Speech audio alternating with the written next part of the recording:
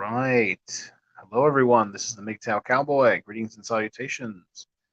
Tonight, hopefully, we will get Quiet Earp to call in, and we will have a little Mgtow powwow. All right, Quiet Earp, please call in. Please call in. All right. Now I gotta drop that. Gotta drop that live. Gotta drop that StreamYard. Okay. Copy. Invite guests. There we go. Post a comment. Let's hope that works. Yeah, it works. Oh, the joys of having a new phone. Very good. Oh, Quiet Earp. I see you, bro. I see you. Wow, Quiet Earp, you called in quick. That is excellent. Okay, so Quiet Earp, I'm assuming you have cursory knowledge of this. I think I've seen you do a live stream before. Quiet Earp, just hit the link, and then it'll bring you into the studio, and then just follow the prompts. You come right in, and that's good. I hate having to wait 10 or 15 minutes for the interviewee to call in, but you were right in here, which is great. Angler, what's up, man? Angler, I see you, bro. What's up? I just saw that video, or I guess you had made like a response video to that guy. What's his name? The Logic Zone, the only Logic Zone. That guy. I've spoken with him many months ago. Yeah, no, he's a communist. He's a crazy communist. I mean, on paper, communism looks good, but yeah, no, he's a crazy communist. Poor guy. He's a poor sap. Don't worry about him. He's a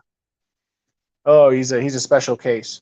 Okay, everyone. It looks like we have Quiet Earp. It looks like we have Quiet Earp. I'm gonna add him to the stream. Quiet Earp, get ready. I'm gonna add you in 3, 2, 1.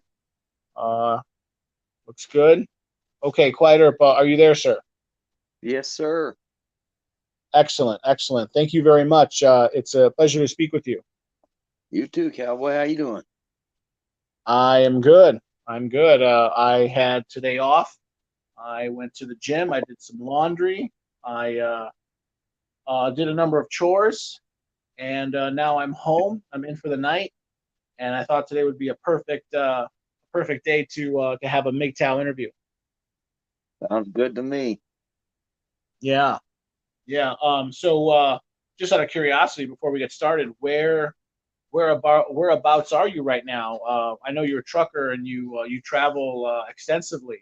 Are you in Wyoming, the Dakotas?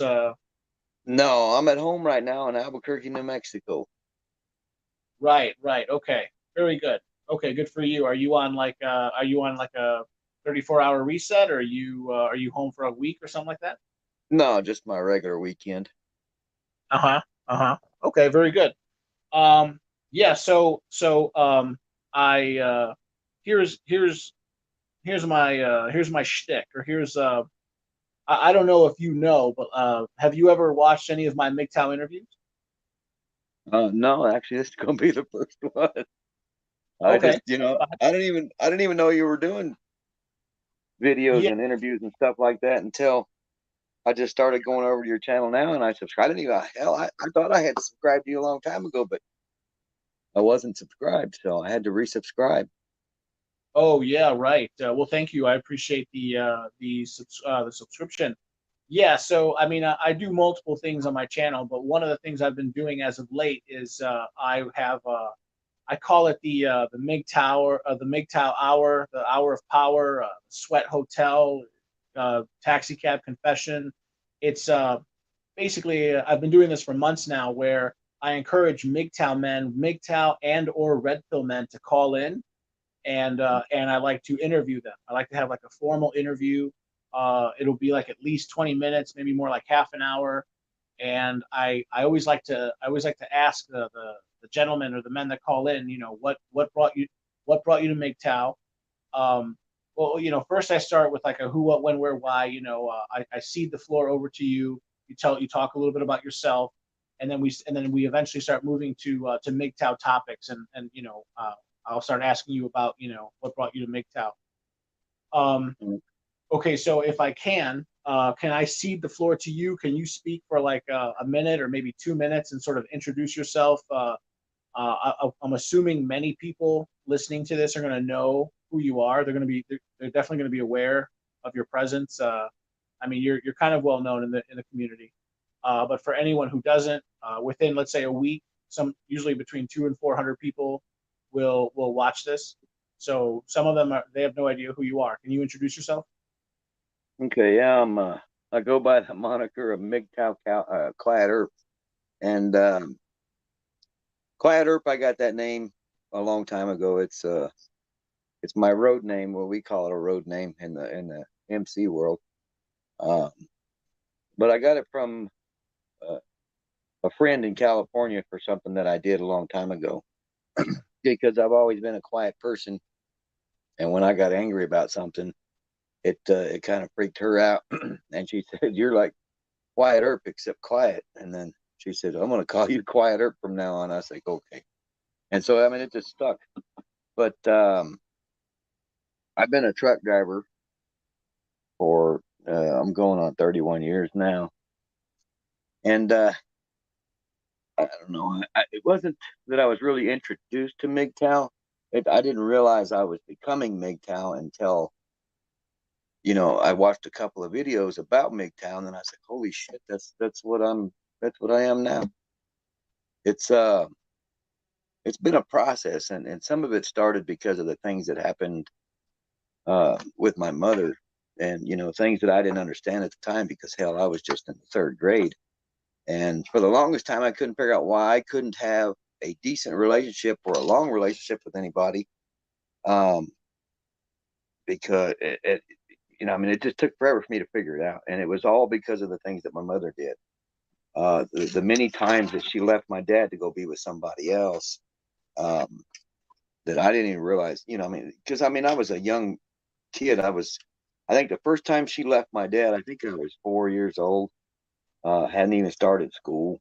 Um, and all of that stuff just stuck with me through my entire life until I realized that was what was causing all my problems. And then after I figured that out, I realized that what, they're all like this. These Western women, they're all the same. Even if one of these women today has a physical relationship with you, 9 times out of 10, it's about gaining something from you, and it's not about being partners.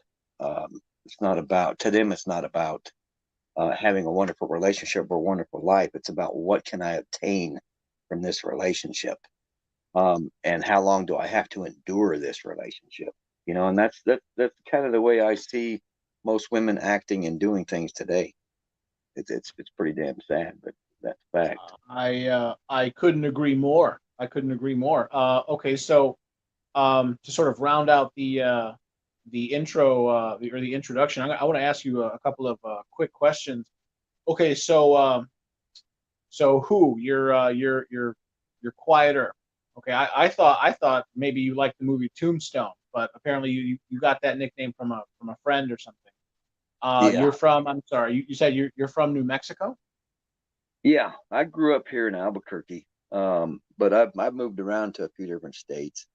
I really Right. love New Mexico, but I mean, there's with the politics and the way the politicians over here have got the state all screwed up. It's not.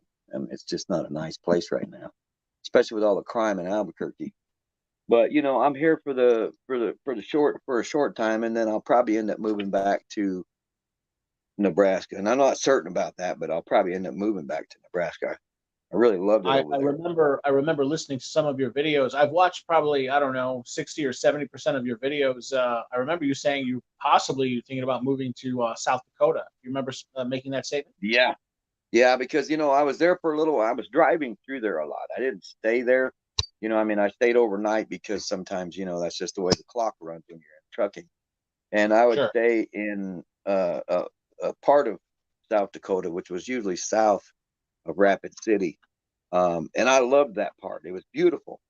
But when I moved to Nebraska, and I literally moved there and lived there for a little over a year, And Okay. I fell in love with that place. It was Grand Island, Nebraska, that I really liked.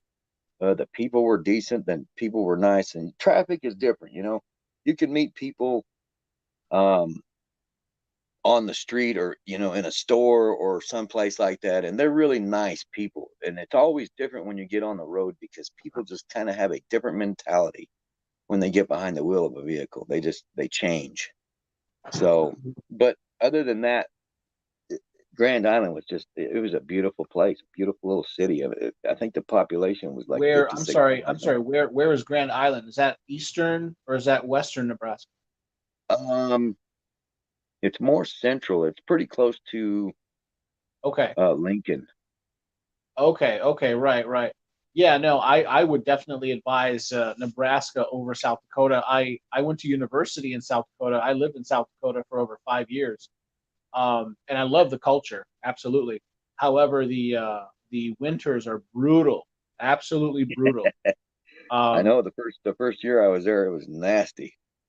yeah, so 5 hours south of there by car is Nebraska, and the central Platte region, and there's good fishing, and it's just warmer. I mean, hey, if you like South Dakota, you go South Dakota, but I'd recommend Nebraska.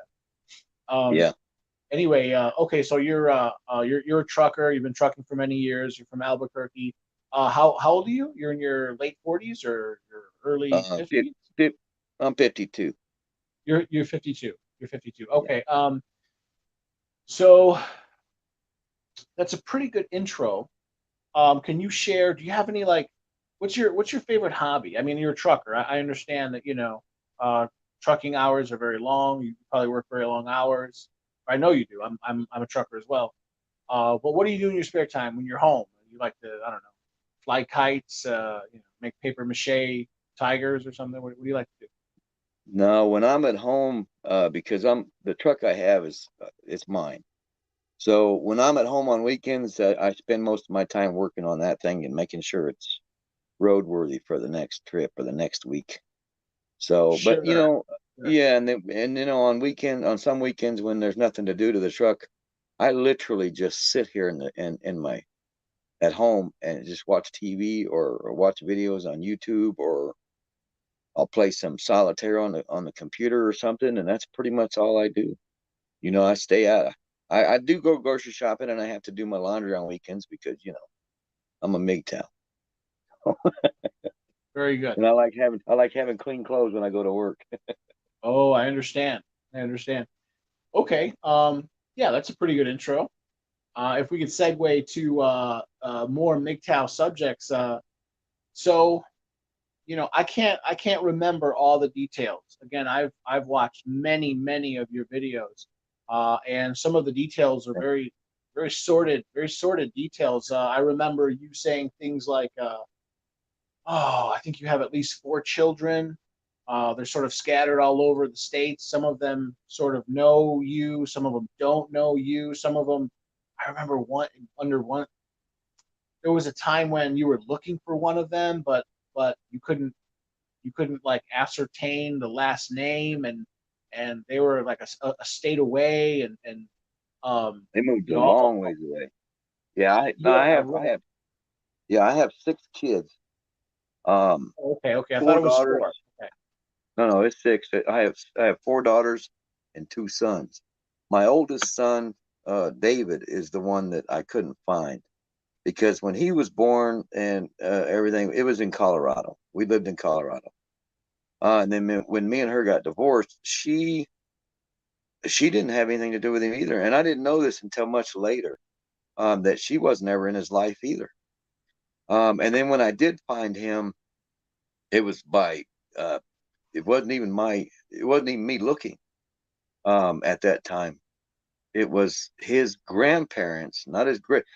It was his grandparents that were trying I to just get. remember I just remember you were saying something about like the state government and changing the names and how it's a way to hide or something like that. Oh yeah, in Colorado, when you go to change a person's name, all you have to do is in the newspaper. You Besides have to, petitioning the court, but in the newspaper, you have to you have to put announce an it. ad in the newspaper in 3 surrounding states. Okay, well in Colorado, you can totally miss New Mexico by doing Utah, Wyoming, and Kansas. I would never know because it wouldn't be in the paper anywhere in the state of New Mexico. So, and that's the law in Colorado, or it was back then. So they changed his last name and his middle name. They kept the first Yeah, name because, yeah, that's what it was. Yeah, right. yeah, they kept his they kept the first name because it was the great grandfather's first name. Um, and now his name is David Patrick Sanchez, and it was when he was born it was David Ross Biddle, and they've changed it twice so far. At one point it was Clarkson, and now it's Sanchez. It was David Patrick Clarkson, and then when his grandparents adopted him, because it was his great grandparents that changed his last name in Colorado before they moved to Oregon. And that's what happened. They moved to Oregon, and that's why I couldn't find anywhere. I couldn't find him anywhere. I was like, I drove by the house. I went back to Dacono, Colorado, and drove around, asked people, around there that knew them, and of course, they were just like, "Well, we don't know who they are." And like, I was like, "Well, I knew you people when I lived here. Don't tell me you didn't know them." So, well, I don't know what you're talking about. So, Yeah, no, I'm sure some of them were giving you the runaround, and yeah, no, I yep. get it. It's all very sad. It's all very sordid. Okay, okay. Let me ask you this as just a blanket statement question. What brought you to Mgtow? Was there a definitive moment? What year would you say you started calling yourself or identifying yourself as a Mgtow? And again, I'll ask these questions. Again, you have any particular stories? Any clear examples of whatever? You come home and the wife is cheating, or false accusations. What brought you to Mgtow? What taught you the red pill? I think what taught it to me was a relationship that I was in where, she just thought she was the boss and she wore the pants. Where, you know, the things in the Bible and the things that God says that about women and their position in this world or their role in this world. And then they want to sit there and tell you that, God's wrong about what he's saying about us. That can't be right because I'm a feminist. Um, and then they always trying to take power away from the man, always trying to belittle a man. And when I finally realized that I was red pill, well, I didn't realize I was MGTOW and red pilled until I watched the first video. I can't even remember which one it was now, but I, basically what I did was I got on YouTube and I searched women getting put in their place. And then that's what brought me into MGTOW. I started watching MGTOW videos and I was like, damn, this is the shit that I'm going through. This is exactly what I'm doing right now. But it was because of a woman that just, treated me like I was a piece of shit. I was nothing but a commodity um, for her pleasure to do with what she wanted. Um, and she wasn't a partner. She just wanted all the power and wanted me to be subservient to her. And I'm like, it's just not how shit works. So totally identifying as a MGTOW, I would say was about 5 years ago. But I've been single for shit, man, going on 12 years or something now. Okay. Okay. Yeah. It's been a while. Yeah. No. I. This is just a recurring theme. I hear this all the time. A man gets with a woman. For a while, it's okay, but then little by little, the woman engages in like mission creep. Uh, Mm-hmm. Little by little, she just tries to take over everything in the relationship. Next Yeah. thing you know, a year, 2 years later, you're having to ask permission every single time just to go use the bathroom and take a piss. Yeah. Um, I don't know. I opine. It is my opinion that I think this is just the nature of the female. I think the female just seeks out the female just seeks to control the relationship Why that is, you could theorize. I have my own theories. I think it basically comes down to so I, you sound like you're a little bit more religious than me. I come from a more, you could say, like evolutionary psychology background or perspective. I think women evolved to be what they are. I think that men have evolved to be the way that they are. If you want, you can try to reconcile that with religiosity. Maybe if we were created by God, maybe we could still be animals, but we were created by God. If you want to take that route, whatever. But Right. yeah, I But think. Go ahead. Go ahead.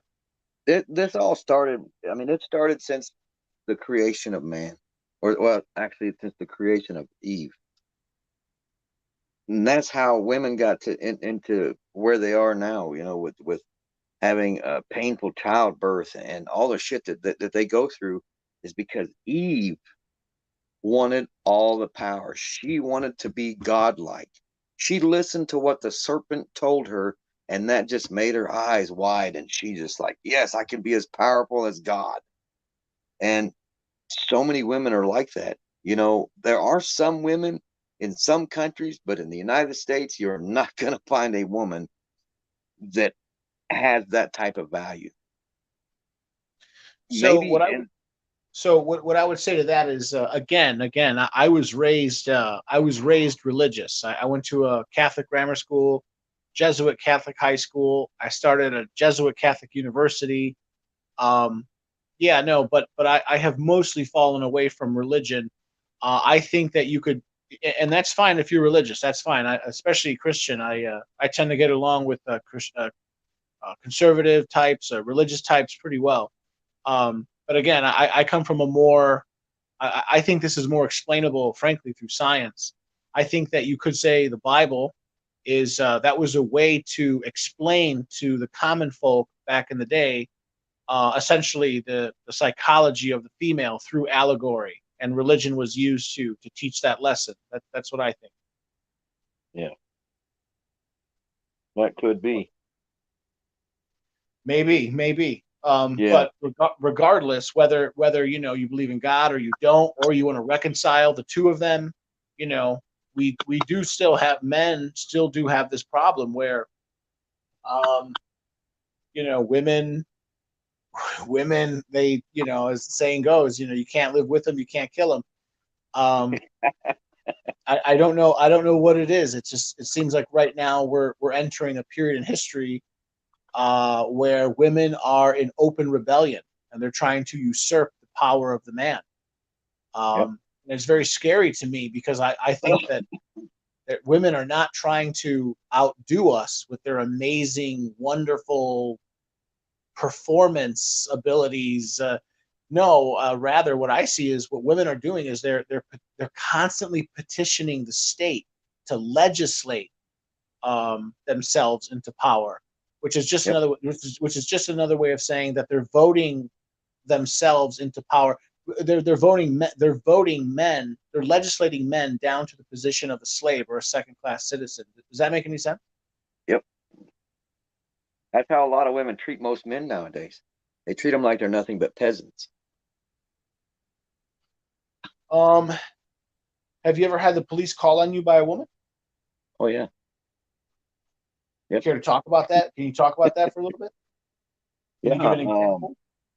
Yeah. What it was she got pissed off. I mean, it was the weirdest thing because um she just started accusing me of cheating on her with one of my brother's wives, and one that I would never have thought of. You know what I mean? I'm like, really, this one? And then she just got all pissy and shit and started throwing things around the house and everything. And then I told her to get the hell out. I told her, you need to fucking leave.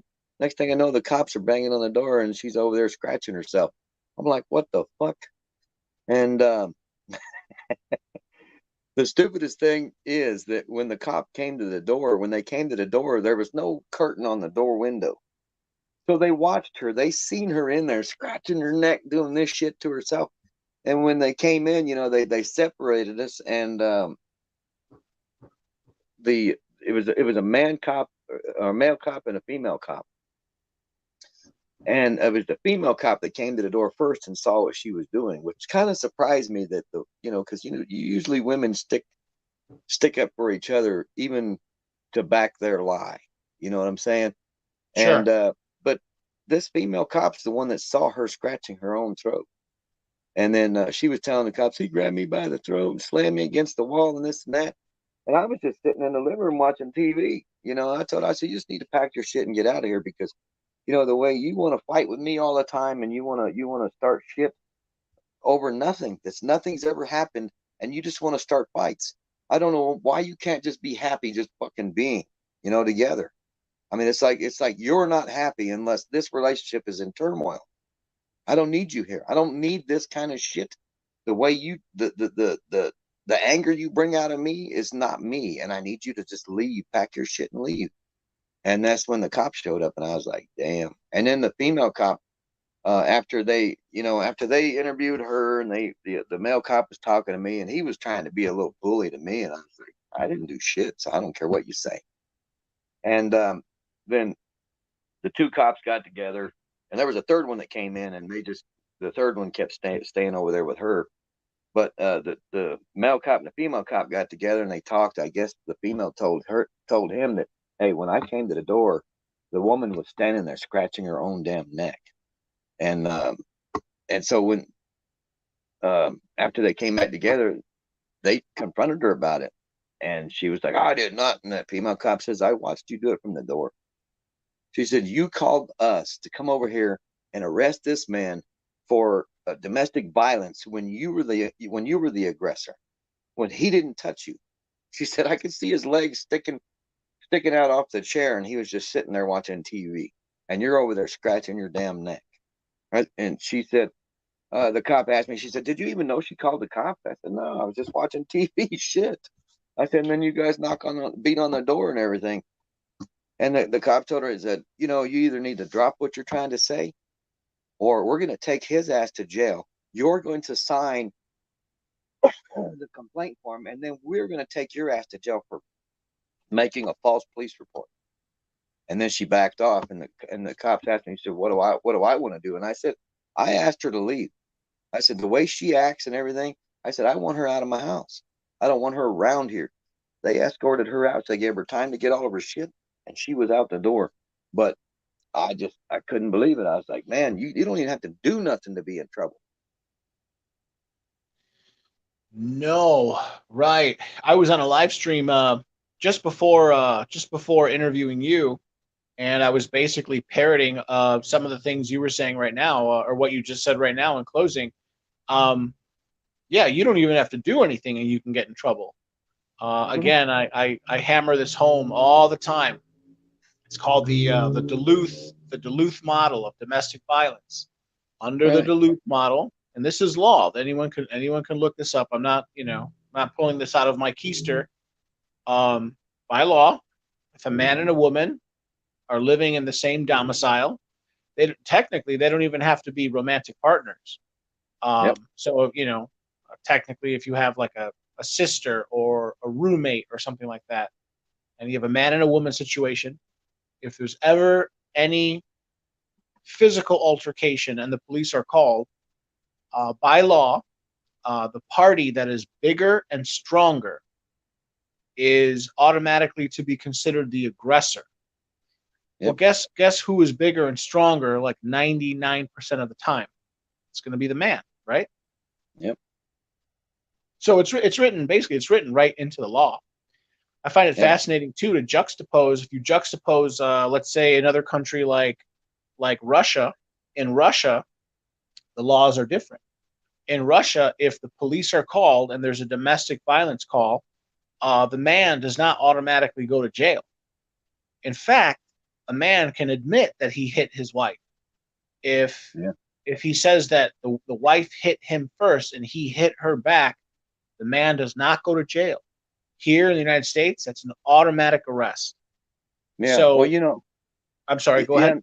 And there's been other situations too where the woman will block the door and not let the man leave. When he's trying to leave and get away from her and her turmoil bullshit, And then they Sure. come in and the cops come in there and tell you stupid shit like, well, she's littler than you. Why didn't you just move her out of the way? Because that would require me putting hands on her stupid little ass. That's why. Right. And all I Right. have to No. do is No. touch her with a finger and end up in jail. Right. Okay, so you can't touch them. You and can't do and the shit. women and the women know that too. See, the women, again, we live in this society. It's almost like we have, selective amnesia. We like to forget these things. Women absolutely know what they're doing. They're aware of these laws. Women talk amongst themselves, and they know, Oh yeah, if a man ever puts his hands on you, you can call the law. You can call the law on them. They know what yeah, they're doing. yeah. Well, So it's like they're allowing women nowadays. They tell them that if you wake up in the morning and you had consensual sex with the man the night before, and you wake up in the morning and regret it, you can call us and claim rape. right. So I'm sorry, I forget what that's called, but yes, essentially the women can retroactively, They what's can it called? revoke Consent. consent. That's what There you they go. call it, revoke They can consent. retroactively revoke consent. Right. Yeah, no, that's a perfect example. I mean, that doesn't even make sense. That doesn't even make sense. If a Well, woman yeah, gives you it's no consent, different than two drunk people, a drunk man and a drunk woman getting together and having sex, and then the woman waking up in the morning and regretting what she did, and then he goes to jail for raping her. Well, why doesn't she go to jail for raping his ass? Because they were both drunk. She was drunk, he was drunk, so she's taking advantage of a drunk man. The man's supposedly taking advantage of a drunk woman. What's the right, difference? right. I was again. That's a very good example. I was just using that very example in a stream that I was a part of just 45 minutes ago. So when a man, now, and this is common in like university settings, but yes, now it's everywhere. Yeah, A man and a woman become inebriated, or if a man and a woman are drinking, legally the man is still held to a certain standard. He's essentially, he never legally loses accountability or agency. But for some reason, legally, if a woman is drunk, she supposedly loses her agency, and so she's no longer accountable for her actions. That's a right. clear, that's a clear double standard. That's a It is. clear and glaring double standard. But again, this all when you study this, okay, see this all goes back to, it's something called critical theory. All right, and then critical theory gave us, see, this all goes back to communism, and these people, I think they were called the where were they? What city in Germany? I'm sorry, I can't remember. It doesn't matter. It doesn't matter. But um, this is this all comes from critical theory, and critical theory gave us uh, patriarchy theory, and from patriarchy theory we get this Duluth model, and the Duluth model of domestic violence, and the power, and the Duluth model power wheel, and all these bullshit made up theories, which by the way, none of them are scientifically, none of them are empirically provable. None of them are proven science. They're just theories. Um, Yeah, and, and those theories, if you really trace it back to what it's really all about, it's about money. well, yeah, yeah. Oh, I was going to say it's all about slavery, but yeah, it's about, when you Well, say that too, money, but that's close enough. That's close enough. Yeah, I have this idea that like, or I'm sorry, can you develop that idea? What do you mean it's about money? Can you develop that idea a little bit? everything that happens to a man has to pay for financially. I mean, you go to court, you're paying court fees, court costs, you're paying for lawyers. A lot of times, and a lot of judges will make you pay for her attorney. Then, after you've Correct. gotten divorced and everything else, you're paying for supervised visitation because you got to pay that place that you got to go have supervised visitation in to see your children.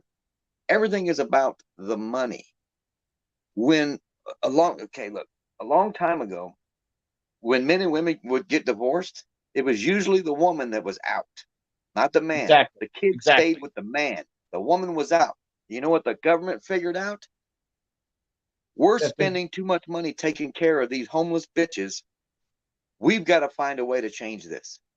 And what did they do? They came up with this theory and this way to make sure that women were always the victims and men were always the aggressors. Men were Right. always I could not agree more. I could not agree more. I agree 100%, 110% with everything you just said. In the past, well, first, I mean, how you know how far back you want to go? 2,000 years ago, during Roman times, a man could legally murder his wife. Legally, it was very rare, but there were instances, and it was legal. But yeah, just going back 150 years, 200 yeah, years, if a man yeah, and a but I'm woman, talking like maybe 60, 70 years ago. right, With a right, man and a right, woman, if there was infidelity or whatever, or if a woman wanted divorce, she didn't have a choice. You want a divorce, you pack your shit, you leave the kids, the house, and everything. You go do something else. right. It's like back in the old Western days, where when women, whether your husband died or he left you or whatever, the only place women could become or the only way they could They support could become themselves, a like prostitute. That's about it. that was it. They worked in brothels. So Yeah, yeah. So the with point a is, they so the point is, it like you said, it's about money. It's understood that the man, 9 times out of 10, is the one that generates the wealth. So they have to figure out a way, essentially, to rob the man. In the yeah, past, because when a man and a woman would get divorced, the children were legally the property of the man. So the man yeah, gets to keep his house, he gets to keep the children, and the woman is basically thrown out on the street. right. Well, And then she'd end up in brothels. And you know what would happen? And part of the other reason why, well, part of the reason why they made prostitution illegal is because men weren't getting married. Men weren't doing a lot of stuff with women. Um, they were having sex with these prostitutes in brothels. They were paying for sex and leaving. It was the cheapest way to get your nuts off and not have to deal with all the other shit. So they made it yes, illegal. So the only yes. way you could have sex as a man is you would have to find a woman, you'd have to marry that woman, and then support her ass because the government got tired of supporting them.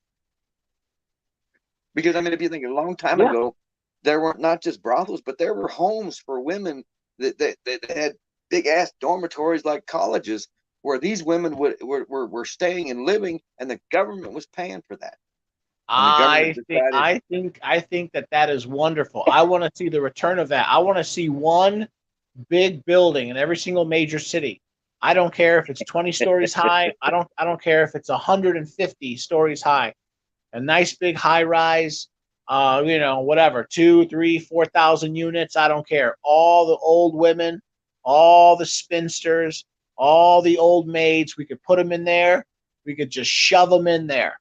Just we'll have one big spinster. I'm serious. I am not kidding. These women, because here's the deal: when women are young and beautiful, they're hot, and we men we want them. When they're old, they're not hot. Okay, yeah, that's that's that's the exchange. That's really what the exchange is. Women exchange their exclusive access to their sexual. They my understanding of how marriage really truly works is this: it is a compromise between a man and a woman. The man exchanges his time, his money, his labor, his utility to the woman. He basically says, I'll take care of you. yep, In exchange, the woman is supposed to give the man exclusive sexual access to her body. That's the yeah, exchange. And then, obviously, in the very beginning, the man has a nice, hot, tight wife, and he can get kids out the deal, and she's 19, 20, 21, 22, 23. She's young and hot. And then as she ages out, it becomes a sweeter deal for the woman because now she's taken care of. Well, what I'm seeing happening is women still want all the benefits, but they don't want to have to. They still want men to provide, but they no longer want to give men what men want. That's what's going on. But this is writ large. This is not just you and me. This is all of society. Does that make any yeah. sense? That's modern slavery. Yes. Yeah, yeah. See, yeah, that's the problem, right? Yeah, that's the problem. It's slavery because if men don't want to go along with it, we shouldn't have to. But we're right now, we're They're trying to essentially force us to. being. They're trying to for well, right, right, and that's that. That's the issue with socialist governments, socialist slash communist governments. First, they try to like convince you, cajole you, and then eventually it gets to the point where they have to start lying to you. They start having to openly. They're using obfuscation and deceit and deception. Once that does, and that's where we are now. But now, then what happens is the men wise up, they walk away, and then the government openly starts using coercion, which is Yeah. basically violence and threats of violence. And if you study your history, all throughout history, socialist governments, this is what they tend to do. First, they try to convince you, then they try to coerce you, and then eventually they just turn to violence. And I Yep. think that's sort of where we're going now. Women are voting for more and more social programs, more and more free money. By the way, quiet Earp. Did you see in the news? This is just a couple days ago, 2 days ago, 4 days ago. Apparently, what's his name? Not Obama. What's his name? Our dear leader, Joe Biden. Joe Biden Mm. is forgiving tons of student loan debt. Did you hear about this? Yeah. Yeah, but you know the thing What do you is think he about can't do that? that legally. He legally has Well, no. I mean, Yeah, I know he's legally, going to come on, try. legally, is he following any of the laws? I mean, No, he's they doing have it none anyway. of. Yeah, that none of them people over there follow the law. They don't believe in the Constitution, and the Constitution is the law. But you know these perverted or these attorneys and lawyers and shit. They perverted the law so much that people don't even know what the hell the law is. They need to There you revert go. back to the Constitution of the United States There you go. because I couldn't that's agree where the more. law of the land is. Yeah, I couldn't agree more. I think we need to move back to a more constitutional stance on things. yeah, Um, and our tyrannical government now. I mean, if you oppose anything that they do, you're a domestic terrorist. You can sit there and tell them that you're a constitutionalist. Oh no, no, no. In their eyes, that makes you a domestic terrorist because you believe in the Constitution, because you sport the American flag in places you go, whether it's on your uniforms or a flag on your house or flag stickers on your vehicles or whatever. Now you're a domestic terrorist, and that's the FBI's definition of anybody who uses these things. You know, like the American flag, um, the the Gadsden flag. You know, the "Don't Tread on Me" flag. All of these flags here, they say that those are indicative of domestic terrorists. And those are the symbols you have to look for to identify domestic terrorists. right, right, right. Yeah, right. I've heard all this as well. Right, exactly. Yeah, I think essentially our government has been captured by special interests and international banking cartels, and they want to weaken what you could call nationalism or Yep. patriotism. I think the eventually the ultimate goal is to create what you could call a one world government. I think they want to phase it in slowly, but yes, eventually, people like us, people who honestly believe we have a constitution, our entire government is based on these sets of documents. You can't just do all this. They eventually are going to have to make a power play.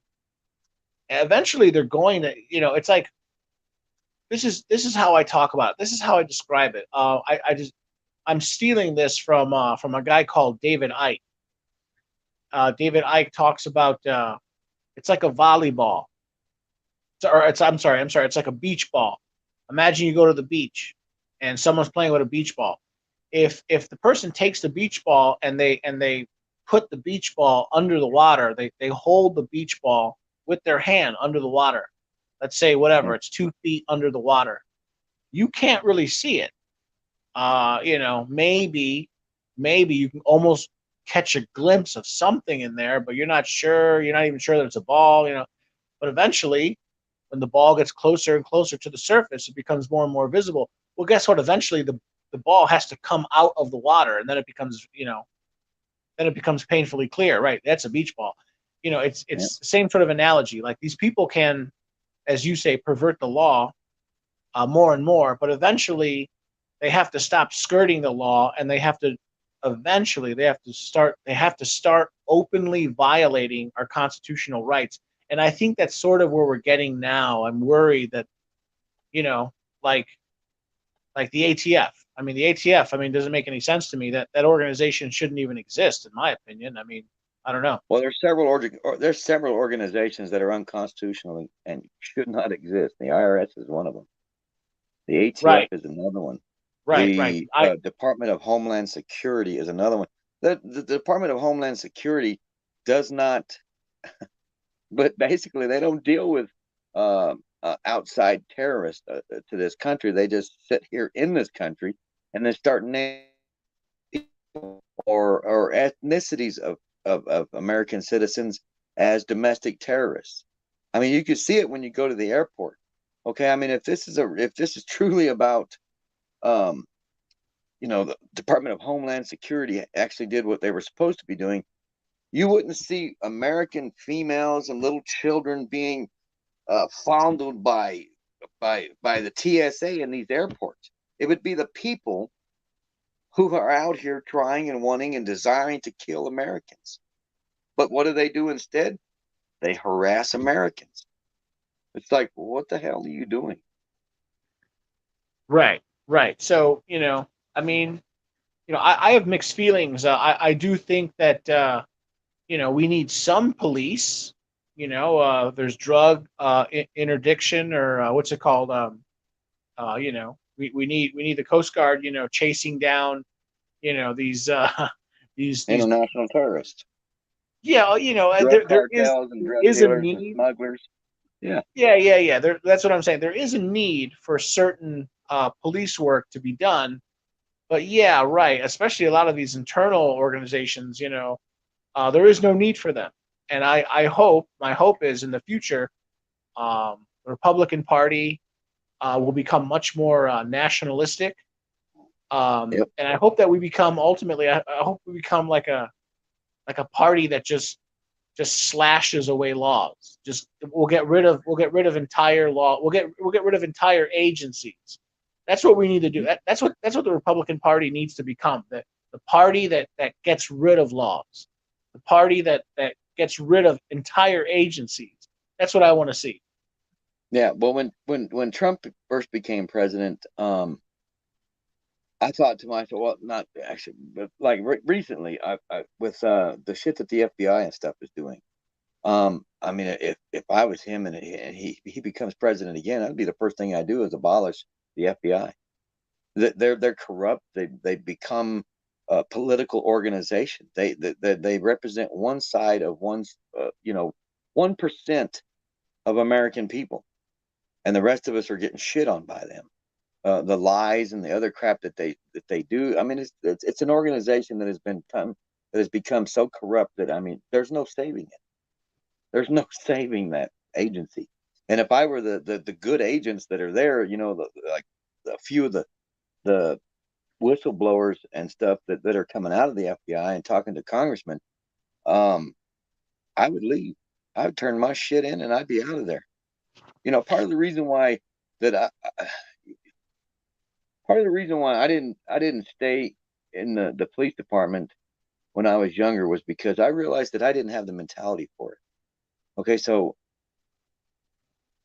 I had too short of a temper to deal with some of the public, about disrespect. If I'm talking to you respectfully and you come at me like a moron, I'm probably going to knock you the fuck out. And so realizing that, you know what, this is just not for me because I'm going to end up beating the shit out of a lot of people. I don't demand respect from people, but if I'm showing you respect and you disrespect me, I will knock you the fuck out. I'm just not that person that you can talk to like an idiot. So with some departments, now look, if you think about this other too, about law enforcement, back in the early days, you didn't have police. You had the sheriff's department. You had the sheriff and his deputies. Those were the law of the land. Okay, then you got these governors and mayors that decided that they want more authority over their little towns and stuff, and not the sheriffs, because the sheriffs actually literally represent the people who voted them in. Okay, now the governors and these mayors, they created the police departments and everything so that they could have power to control the people. See, because nobody, the chief of police, nobody in the police departments are elected. Not the chief of police, not the under chief, nothing. And you know how our politicians are. You elect, you vote in and you elect governors, mayors, and these other politicians. And every damn one of them want to control every aspect of your life. And how are they going to do that if they don't have their own police force? Because the sheriff doesn't represent the politicians. Sheriff represents the people. That's why in so many counties in this country, the sheriff's departments are backing the citizens and not these fucking politicians. But you know, I Yeah. mean, that's how the federal government became such an entity in itself, like with the FBI and the ATF and everything else. It's because they want to be able to control the people. That's why they're hiring 86,000 new IRS agents, and they're all going to be armed. It's like, well, don't come at my house try and take shit and bring in guns and act like morons, because the fight's on. Then it'll be a battle. It'll be a bloodbath. Yeah, no, it's oh boy, don't even get me started with the IRS. See, because you already know the IRS is, um, it's It's an unconstitutional. unconstitutional Yeah, organization. yeah, right. Even So the Supreme Court said that they were unconstitutional. But you know what else they said? They said, but since nobody did anything about it, we're just going to leave it be. What? We right, didn't know. People, the American people did not know that that was unconstitutional. Okay. And then when they figured it out, then they're going to tell us, oh, it's too late. You've already been giving it up freely. No, I think if that's the case, then you need to end it right then.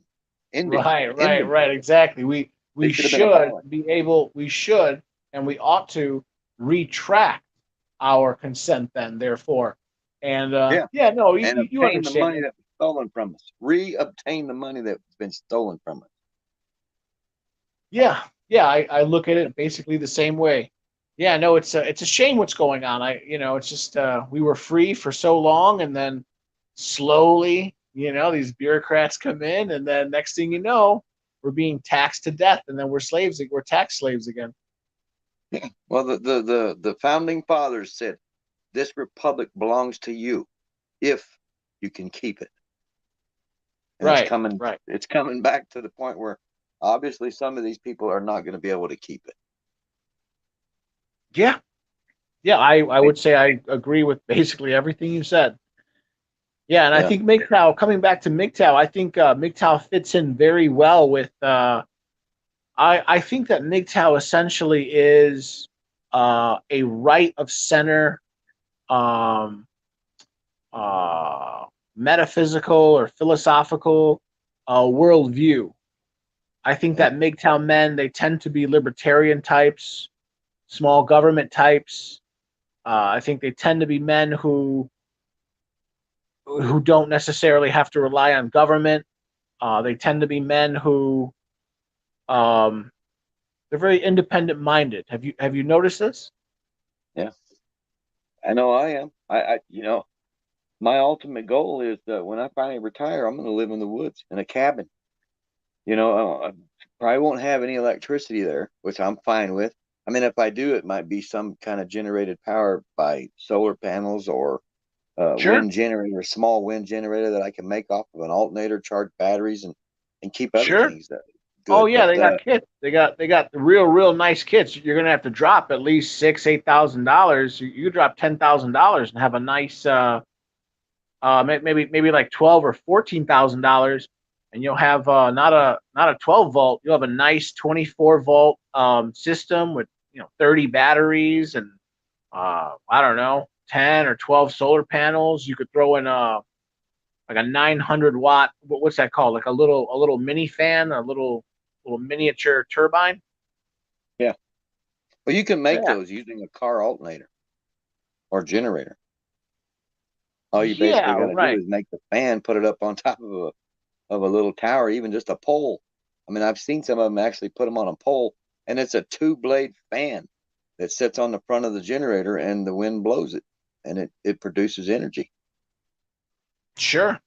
Sure. You go out Absolutely. there and you go out there and you cut firewood and shit and become a hunter gatherer again, and get off this shit that this government has just screwed all of us over. And they didn't do it unintentionally. They did it for themselves. They did it for corporations, and they did it for the money. It has nothing to do with people being free anymore. I agree. I agree. It's so sad. I wish more people thought the way we think. But again, it seems to me that the power elite, they're never going to come around. This is what they want. And then Well, you have I women. think a lot of it has the reason why this has gotten so bad is there's just way too many fucking lazy people in this world. They don't want to do Yeah, anything. They yeah, don't but want see, to that's think for yeah, but that's themselves. the They problem. Yeah, but that's the problem. You can yes, it's true. Yes, you're right, but it's worse than that, is what I'm saying. In this world, there's three types of people. I've heard this before, and I tell this. I jokingly say this, but there is a grain of truth in it. There is a grain of truth in it. In this world, there's three types of people.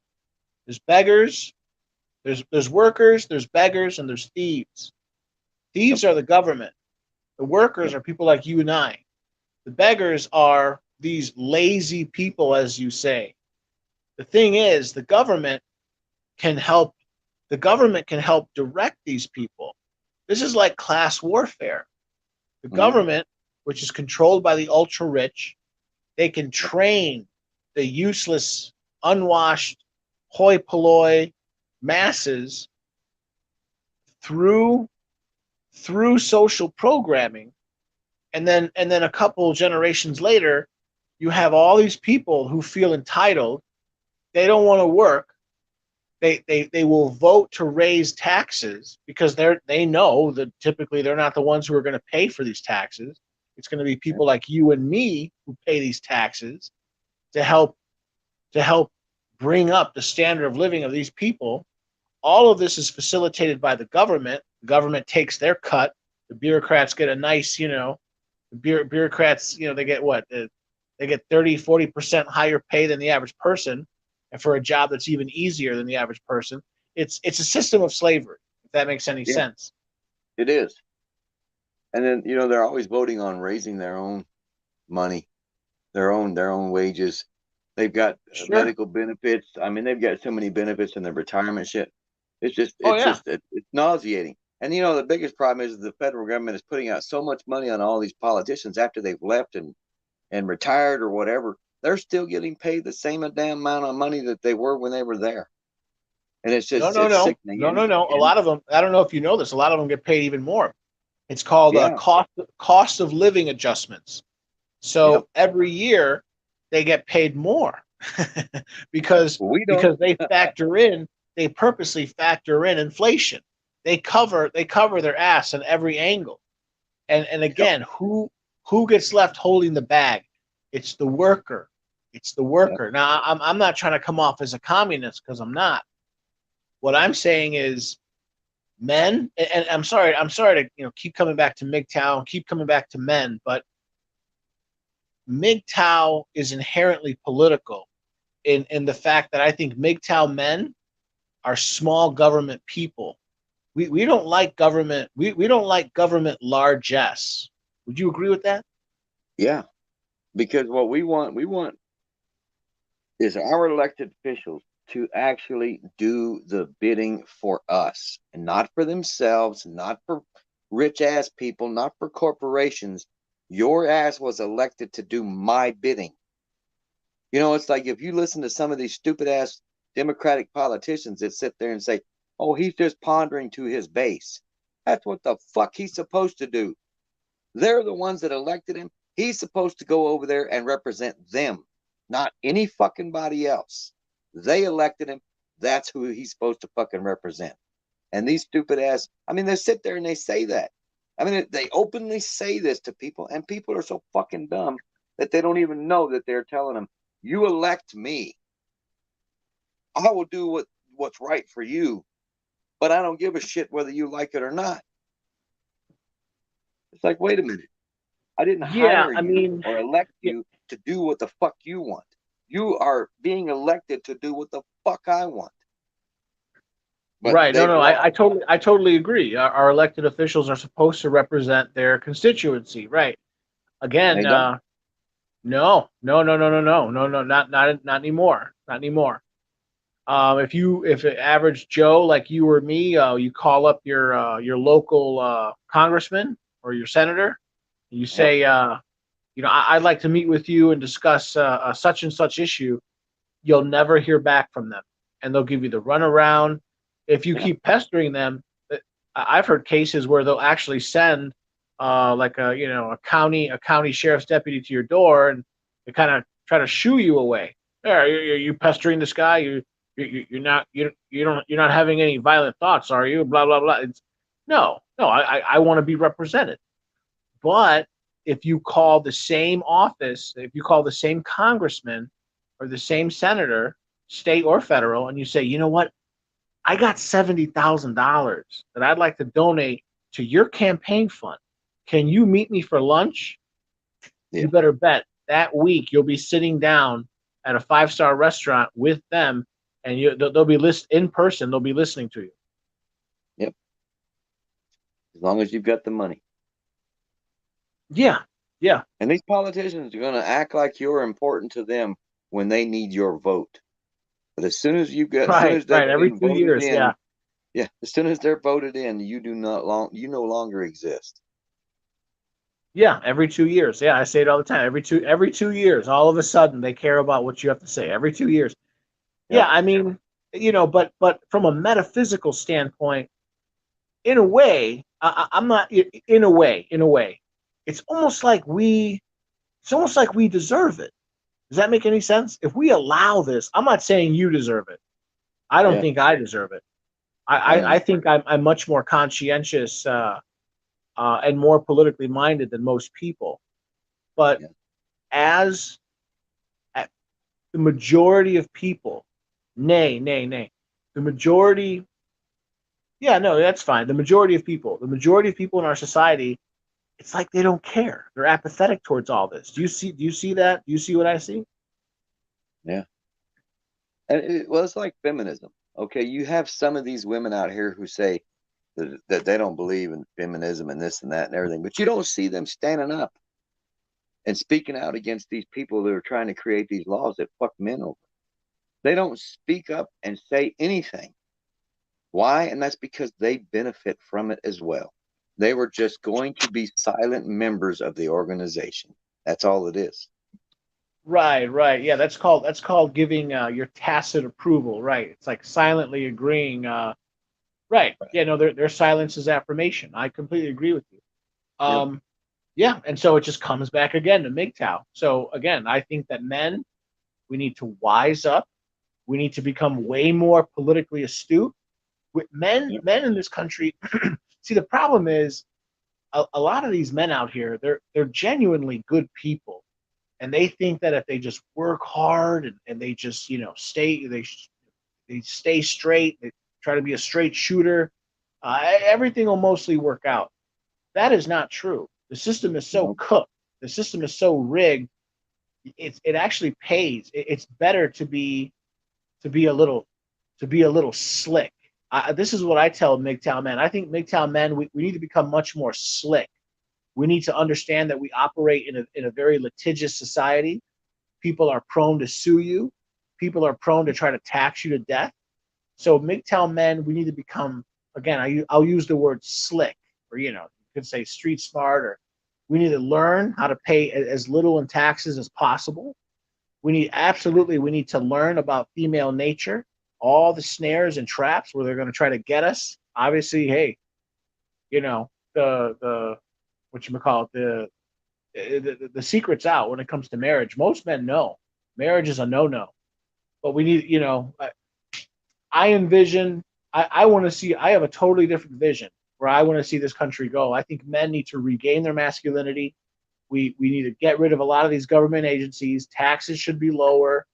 Frankly, I think that uh, we possibly need to take away some rights away from women. Maybe maybe we should take away the franchise from women. What do you Yeah, think about yeah, I think they need to be disenfranchised. that? I mean, I think the 19th Amendment needs to be repealed. I I mean, the first time I heard that, I thought it was crazy. Now, I don't think it's that crazy. don't Um, either. I think it's just women's nature, right? They're always going to vote for more. They're always going to vote for free, free, free. And they're But going to when you're always vote emotionally. sure, sure, and that's really scary because in a real world scenario, who ends up having to pay for that? It's always the men. It's always the men. Yep. So It's like eventually what's going to happen is with Mgtow being what it is, and if it explodes to the point where um, women are homeless and living in shelters again, they're going to find another way they will. to make us pay for them. They will. They will. I am scared. I really think like so this is what I think is going to happen. I think I sure anything could happen, right? I mean, we could play what if. We could play what if all day. What if a meteor, what if an asteroid hits the earth, next week, Yeah. But, that could happen, but I think I think what will happen, excluding any sort of sudden jolt to the system, I think what will happen is like a slow slide um, into like mediocrity, into like idiocracy. You remember that movie, Idiocracy? You remember that movie? I, I I don't think I ever watched it. I may have. I recognize the name, but I Oh, don't okay. know if I ever. It's got electrolytes. It's Brondo. Never mind. Never mind. Joke. Um, Basically, things will slowly get worse and worse and worse, Yeah. and the government will try to constantly come up with like instead of a real solution, they'll come up with like band-aid, these are band-aid solutions. Um, I think in the future, men will increasingly avoid women. I think it'll get to the point where the government will just try to find any excuse to figure out a way to extract money from men. Yeah, Did you, they will. for example, did you hear? I can't remember what state. Sorry, I can't remember the state, but this is just in the news. It was like 2 weeks ago. Maybe a month ago. Um, that proposal by I think it was GOP guys. I think it was the GOP. This is not Democrats, or maybe it was both, but I know Republicans were involved. They want to pass a law now. They actually introduced a bill saying that from the moment of inception, the woman can sue for child support. Did you hear about that? Yeah. It's but it's What nuts the what shit that goes on. And the funniest thing is a lot of this shit just kind of goes under the radar because by the time men realize what the hell's going on, it's too damn late. Yeah, yeah. And a lot of them Just the though, idea. a lot of these men sit there with blinders on, intentionally not wanting to know what the hell is Right, going on. They A lot of people will sit and think that, well, if I don't know, it's not happening, and I don't have to right, deal with it. right. Right. I believe that as well. I basically call that's one of the stages of the Tytler cycle. Have you ever heard of the Tytler cycle? No. No. Okay. Let me explain to you my understanding of the Tytler cycle. So Okay.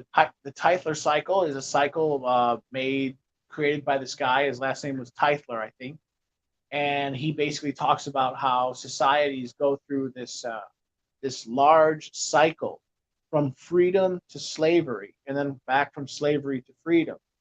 And what is there? 7 major steps? No. I think there's 9. There's 9 major steps. I can't remember all of them. It's like, let's say you start from freedom, right? Or he calls it liberty. Start from freedom or liberty, and then from that you get, I think, prosperity. Prosperity, it goes up to greed, whatever, apathy, this, that, and then eventually you arrive to dependency, and then from dependency you go into bondage, which is slavery, and then after slavery, I think is whatever, moral fortitude, or I can't remember all the stages, but the point is, society can go in cycles. where in the beginning, let's say you start from slavery, people are in a state of slavery, and it's so in your face that no one can deny it. And so what happens is people, especially men, they experience suffering. And through that suffering, they gain moral courage. And then eventually they overthrow the system. And then Yeah. people honestly become free. The problem is once people become free, they become prosperous, like financially, materialistically. However, when that happens, once people become rich and prosperous, they become like soft and lazy. They lose their morals. They lose the very morals that they had that got them to that point, and then they fall back into slavery. Does that make any sense? Yeah.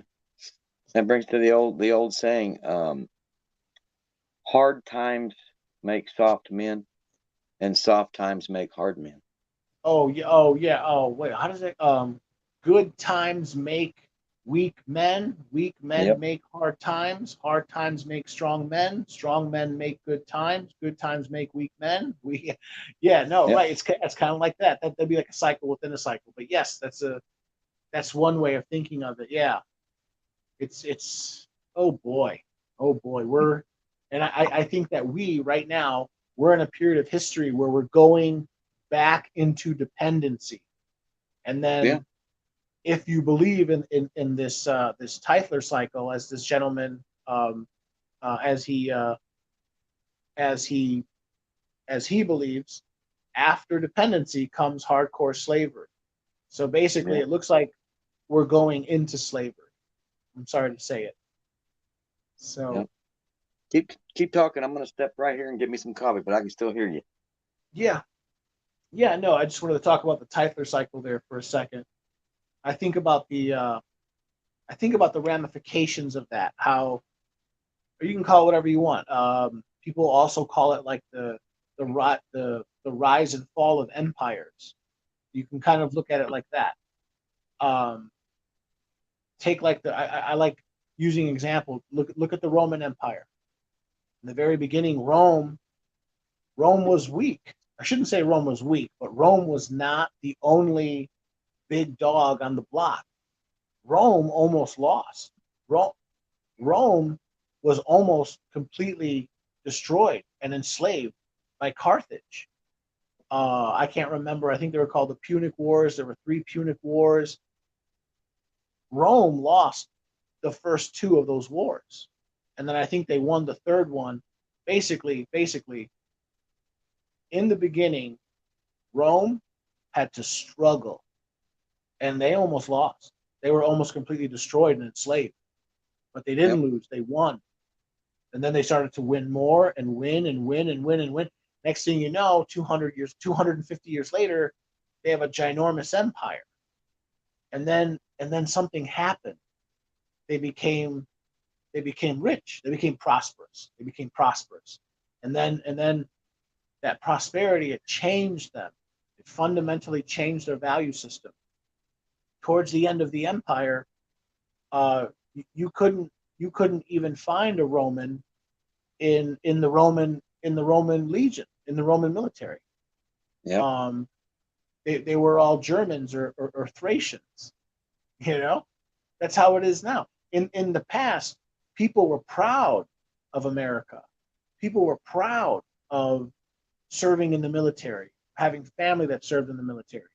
They were proud. There was a sense of civic pride. There was pride in the land, pride in the people, pride in the flag.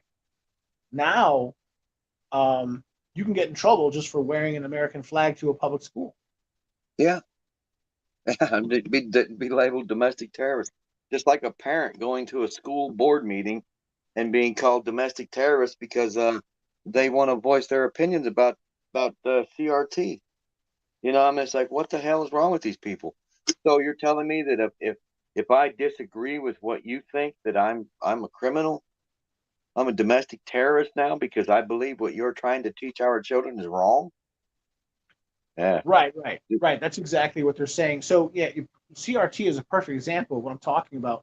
So I think that you can call them whatever you want, you know, the ultra rich, the elites, the powerful. They purposely want to teach CRT or critical race theory. Yep. And the reason why is because they want what they want essentially is similar to what China had in, I think it was the 50s and the 60s. They had something called the Cultural Revolution. Yep. Cultural Revolution is, well, anyone could look it up. You know, I don't have to keep going into history lessons, but the government used, the point is the government used the Cultural Revolution to consolidate power. And I think that that's sort of what our own government, or you could say rogue elements of our government, are purposely doing so that they can try to consolidate power. So, you know, see, I think the main enemy to the government right now are people like you and me. Frankly, men, and not just men, well, all men, but especially white men, white Christian men who are small business owners, who are masculine, who understand the law, they understand the rights, they understand that this country is based off of a set of documents, you know, the not just the Bill of Rights, but the entire Constitution. They want to get rid of all that.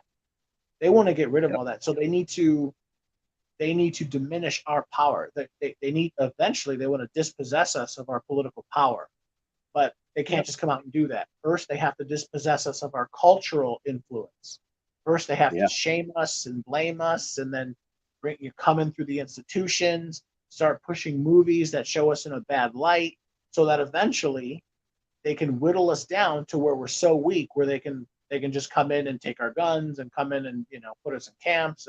I know all that sounds crazy, but whenever someone says, hey Joe, that's crazy, I say, hey, it's been done before. Yeah.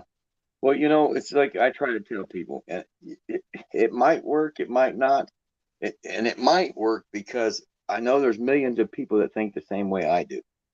Okay, when you come and you think you're going to come and take my guns, my God given right to protect, defend myself, my property, you're going to start a battle. It might be with only one person at a time, but eventually more people are going to stand up and they're going to come together.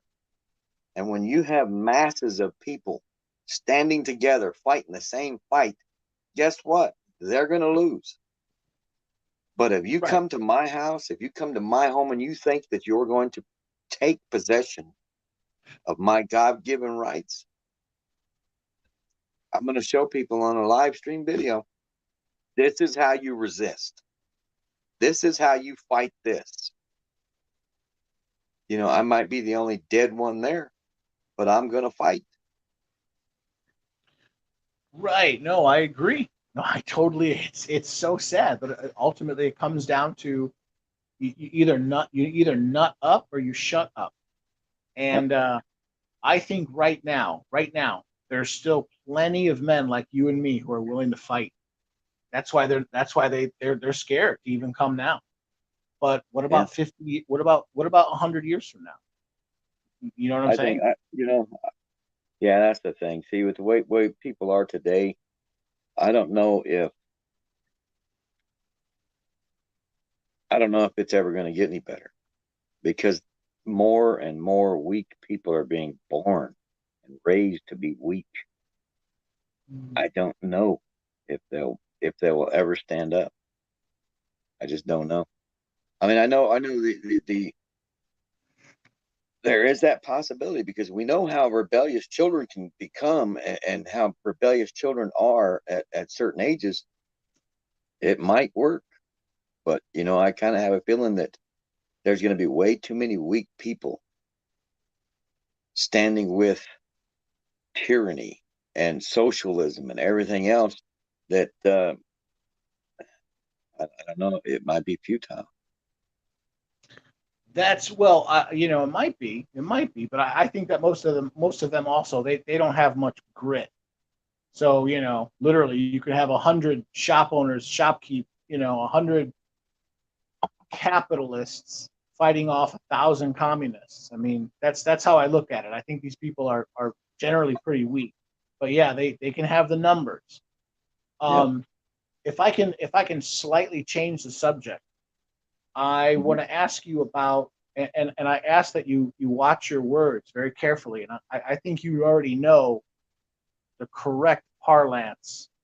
Um, do you care to talk about for a second the hot shot or the clot shot or the jab or the poke or the jabberwocky? You know what I'm talking about? You know that thing? I don't. You don't? I probably do, but I'm not. You I'm know drawing that a blank. you know that some people also call it the Oh, needle the yes, needle yes. crap, Okay. the needle Yeah, crap. You know what I'm talking it about? took me. Yeah, it took me a second to figure it out. I'm still not getting it. I will never get Okay. it. Can you talk about your latest understanding of what it is or what's going on? Have you heard anything new? Because if you haven't, I have heard some new stuff. I haven't heard anything new, but I well, according to JB up there in the shit house, I shouldn't even be alive. Okay. Millions of us should be dead, or So, hundreds of millions. did you know that one of the companies is suing another one of the companies? There's a company that begins with the letter M, and it ends with the letter A. Yep, It's like I know which one you're talking Mo about. and Der Yeah, I know and which one you're talking Num, about. and that company is suing another company called Pfizer, Uh-huh. Yeah, because apparently the first company is claiming that the latter company stole the formula, and so that just gives you another insight, and that's brand new. That's going on right now. hmm Um, and I'm trying to pick my words very carefully. I'm also hearing that according to the company that begins with a P, brought to you by the P company, brought to you by the makers of Viagra. yeah. Apparently, according to their own data, 4 out of 10 women who were pregnant, according to their own data, 4 out of 10 women that took their hot shot or their jab suffered what's it called not a stillborn what's it called when the baby passes it doesn't uh, what's Miscarriage. that called? What's that? Miscarriage. There you go. I'm sorry. Right. I'm sorry. Yeah. Right. Right. 4 out of 10 women suffered a miscarriage, according to their own data. Could you Yeah. imagine? Could you? I mean, of course, most people that took these things were not pregnant, but and probably most women who took it were not pregnant at the time. But there must have been a significant amount of women that were pregnant that did take it. We're talking about the aborting of. I mean, this is worldwide. Who knows? Tens of millions of possible babies that would have been born. You can look it up. I'm trying to be very careful with my wording, but yeah, unfortunately, more and more data is coming out, and what it looks like is yeah, this has definitely caused damage to people. Some people have died, and apparently it doesn't even work. There are many people that took it and they still got sick. Did you know that? Yeah. There's still people. Well, hell, Joe Biden himself took it, and he still got sick. He still got There it. you go.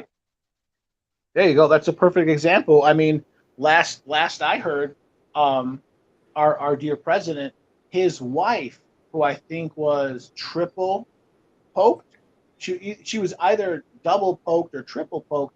She also got sick. Or do you recall? Do you recollect that? Yep. I can tell you what I believe that this entire thing has, what it was designed for.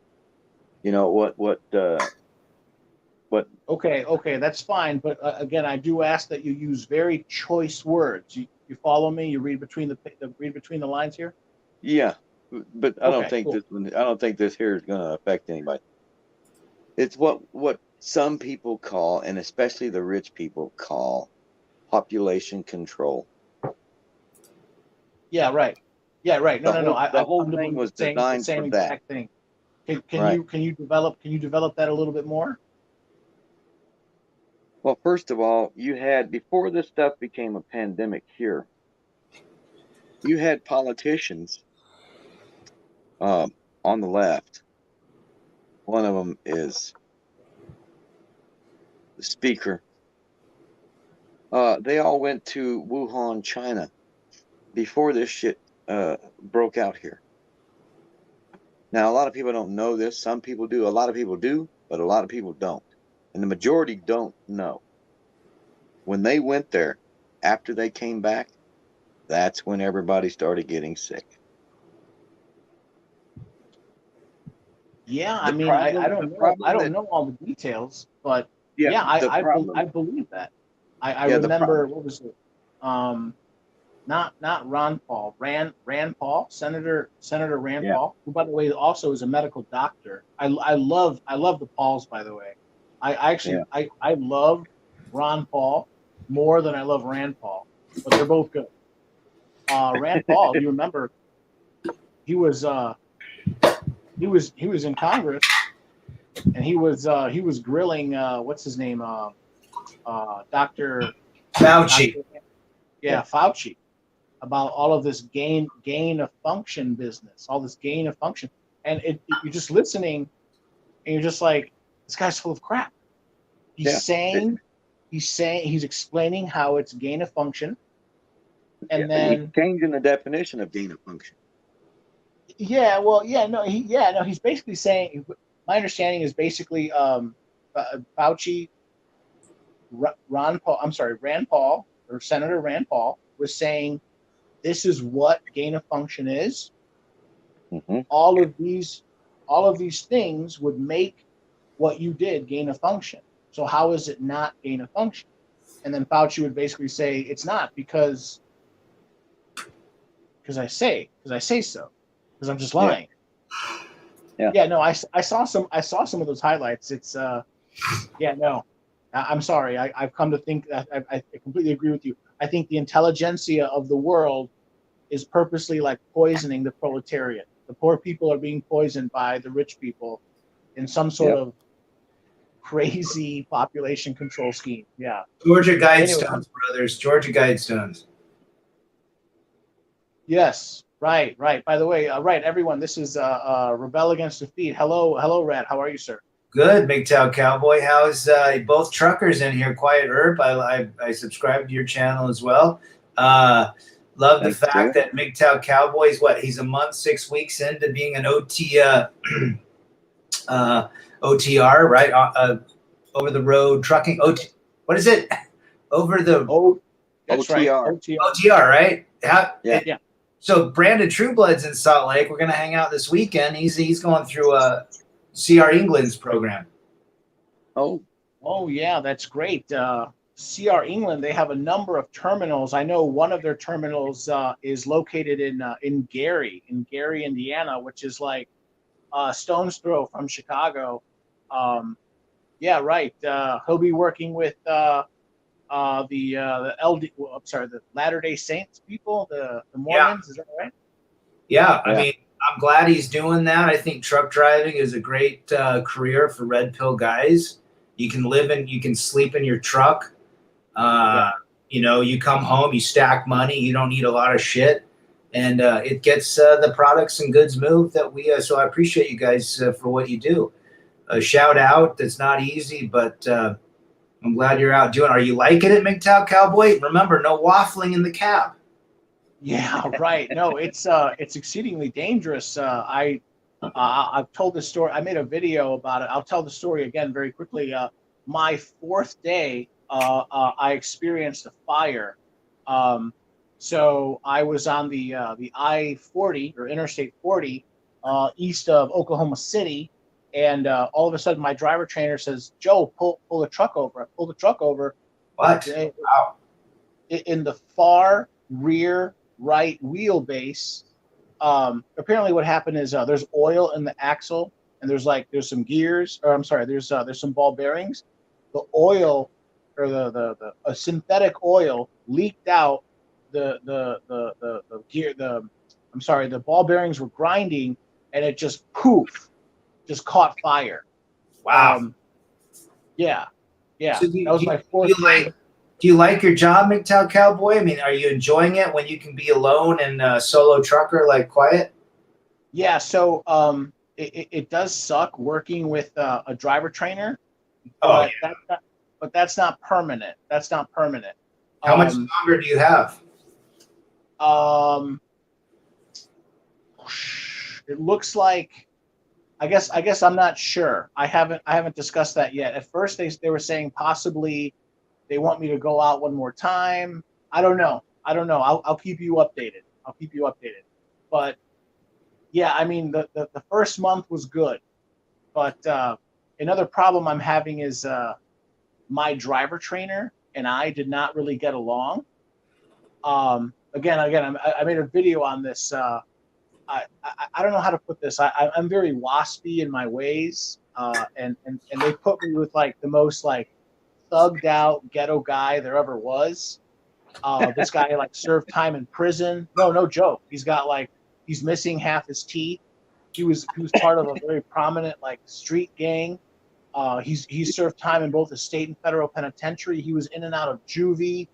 That would make for some great conversations. Yeah, no, right, yeah, and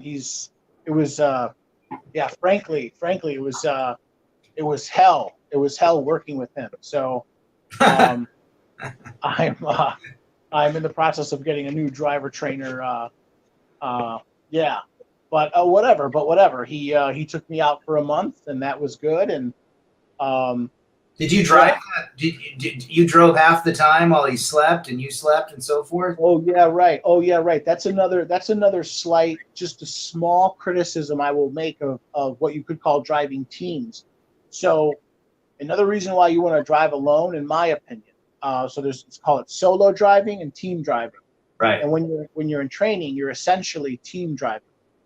Problem with that is you also do not get what I would consider a very regenerative or a very restorative sleep, because the way you run the clock, you can run it any way you want, but the ideal way you can run it is you drive 9.5 hours. So if I drive 9.5 hours, by that time, the other driver, he's had his 10-hour reset, and now he can take over. So effectively, the truck can drive 24 hours a day or thereabouts. Right. Well, guess what? Here's the problem with that. You're trying to sleep. You're rolling down the highway going 65 miles an hour. You think you're going to sleep well in a bed that's lurching forward, up and down? It's got all these noises. You don't sleep very well. And but again, that problem is also solved once you get your own truck, and then afterwards you can pull over and you got 10 hours to sleep. You could pull over and it's nice and quiet, nice and still. And I'm looking forward to that. I'm sorry that took long, but yes. Nice. Quiet. How long? You've been driving for what, 40 years? 31. How do you like it? I love the job. I love what I do. I'm not too fond of the new laws and regulations and shit that they keep throwing at us, but I've always loved driving. It's always been in my blood. Can't say what. Most of my family, uncles, my granddad, my dad still drives. He's been driving for 56 years. And hell, he's 77 years old now. Damn. But, yeah, he started driving a long time ago. If you don't mind, I'm sorry, a quiet EARP. Just very quickly, can I ask your advice? Going, give me advice that you can offer me going into my first winter, because I hear different things from different people. I hear. Do you have anything to say about that? Winter is very dangerous, right? I would say winter driving is quite difficult at times, depending on what states you're running through.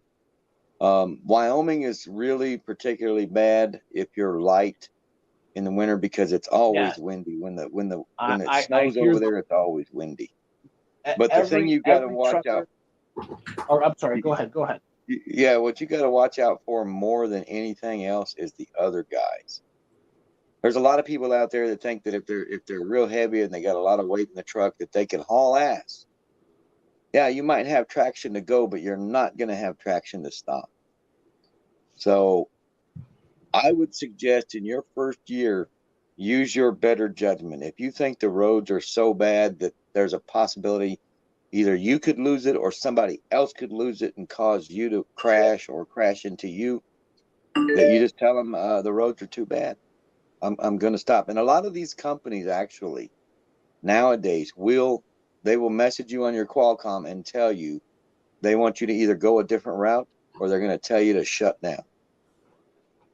Well, I don't. Okay, so I don't have a Qualcomm. I have just a regular electronic logging device, or ELD, and we go through. I think the company's called Samsara.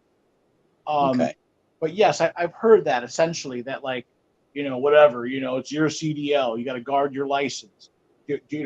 Don't be afraid to just call them and say, I'm taking the day off. Yeah. This stretch is just too much. And then 10 hours later, you wait for Dot to come in, and basically it's not. How can I put it? I'm not talking about if there's an inch of snow. I'm saying if there's like 10 inches of snow, if there's 15 inches of snow, don't be afraid. That what everyone's telling me is, don't be afraid to say no. Yeah. Well, a lot of times it's not really the snow that's causing you traction problems. It's the packed snow and the ice. Those are the things you have to be very Right, careful and cautious about. right. Now, if The you're problem driving is, the down the problem road is and it is snowing, yeah, if half it the is time you snowing can't a see the whole lot, ice. yeah, Half you the can't time see you the ice. can't see the ice though. Yeah, but when I used to go up to Rapid City, South Dakota all the time, and it'd snow over there, usually the time of day or the time of night that I would go through there was almost zero traffic. And when it was snowing, you have decent traction when it's just fresh snow. But when you're driving on packed snow or ice, it's a different ball game. And then usually when you get past Hot Springs, South Dakota, that's when the roads become more icy because it's usually a little bit warmer up in that area before you get to Rapid City. Yeah, And the roads are just nothing but black ice. You can't even see it. yeah. Um, those are the ones those are the things you got to look out for. And a lot of people will tell you that when you see black ice, you can't see it. Or when there's black ice, you can't see it. But you can. You can tell because the road looks glassy. Okay, you can see the road, you can see the lines and everything. It looks like a fresh paved road that somebody just sprayed shellac all over it, and now it's all Sure, glassy and shiny. sure. Like it looks like a thin layer of lacquer or something. That's what I Yeah, grew up in. I grew up in Oregon. Black ice was the most dangerous element out there. So I can't imagine what truckers feel like. But I want to ask Quiet something. Uh, what what have you learned in your 31 years of trucking of human nature? Not everybody yours. drives. Not yours. Everybody drives with their head in their asses, and they don't give a shit about nobody else but themselves. Who are the I worst drivers? Which states are the worst drivers? I would say Utah. Utah is pretty bad. It seems like they always want to race you, Yeah, and then when they get in front of you, they want to slam on their brakes in front of you. yeah, that's not good. Hauling how many tons? 40 tons. What's the coolest haul you've hauled or load you've hauled, and what's the worst? Mm. The worst, I think, was liquid fertilizer in a pneumatic tank going from where did I pick that shit up? Up in Iowa, and it was going over to Utah. No, California. It was going down into LA, and it was liquid in a tanker a pneumatic tank that doesn't have baffles. And it's not designed. The pneumatic tank is not designed to haul liquid. but you could do it. But that was just with that much sloshing around with no baffles in the trailer, that was probably the worst one. Gotcha.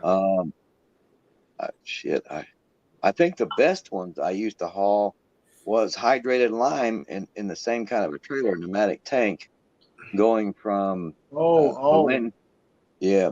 Mexico up to shit, what was the name of that place? Summitville, Colorado. Quiet EARP, or if I can ask you a quick question. Okay, so far I've driven, I don't know, less than 20,000 miles, probably somewhere between like 14 and 16,000 miles, if you do the math. Shit. And so far I've only done dry van. Where is the big money in trucking? Like here's a little side story. During like the 30, I think I was out 31 days exactly. Like I had like a dozen men offer me a job, all the same thing. Like, oh, you're a trucker. You know how you know this, that the truckers, they get together, and then sometimes at the truck stops they kind of powwow, or there'll be like an iron skillet, and they're all hanging out and they're all talking. Like for example, I was talking to this one guy. He was I'm sorry to go. Now we're getting into trucking. Um, sorry, but okay. I meet this one guy, and he's trucking with his son, and he's like, whatever. He's telling me, once you get 6 months experience, you give me a call, and I got my own school, and he'll teach me. And this guy was, I think he was delivering, what did he call it? Non non-hazardous bulk liquid. And I was like, what? What is that, like milk? He's like, no, it's not milk. The margins of milk are too low. He was some sort of chemicals. He delivers chemicals from one plant to another. And he was talking some of what you were saying. I don't know much about it, but where is the big money in trucking? The big money is in heavy haul, oversized loads and things like that. But if you don't want to get into that, I was going to say, besides heavy haul, I hear you need a minimum of like 4 or 5 years before you even touch that. That might be now, but when I started, it wasn't. You could, if you had a CDL and warm blood, you could pull it. What about hazardous gases? I don't haul that shit. As a matter of fact, I don't even have hazmat on my license anymore. When they changed the rules and the laws on hazardous materials and made you pay them assholes money to have that on your license, I told them to shove it in their ass, and I wouldn't haul any hazmat anymore. Right. Because I'm not going through that shit. I mean, the stupid ass George Bush is part of that problem. That's what brought all that dumb shit up. But I would say where I find the most money is hauling reefer. Because I don't really like doing produce because there's always too much of a gamble with produce, depending on how far you got to go with it.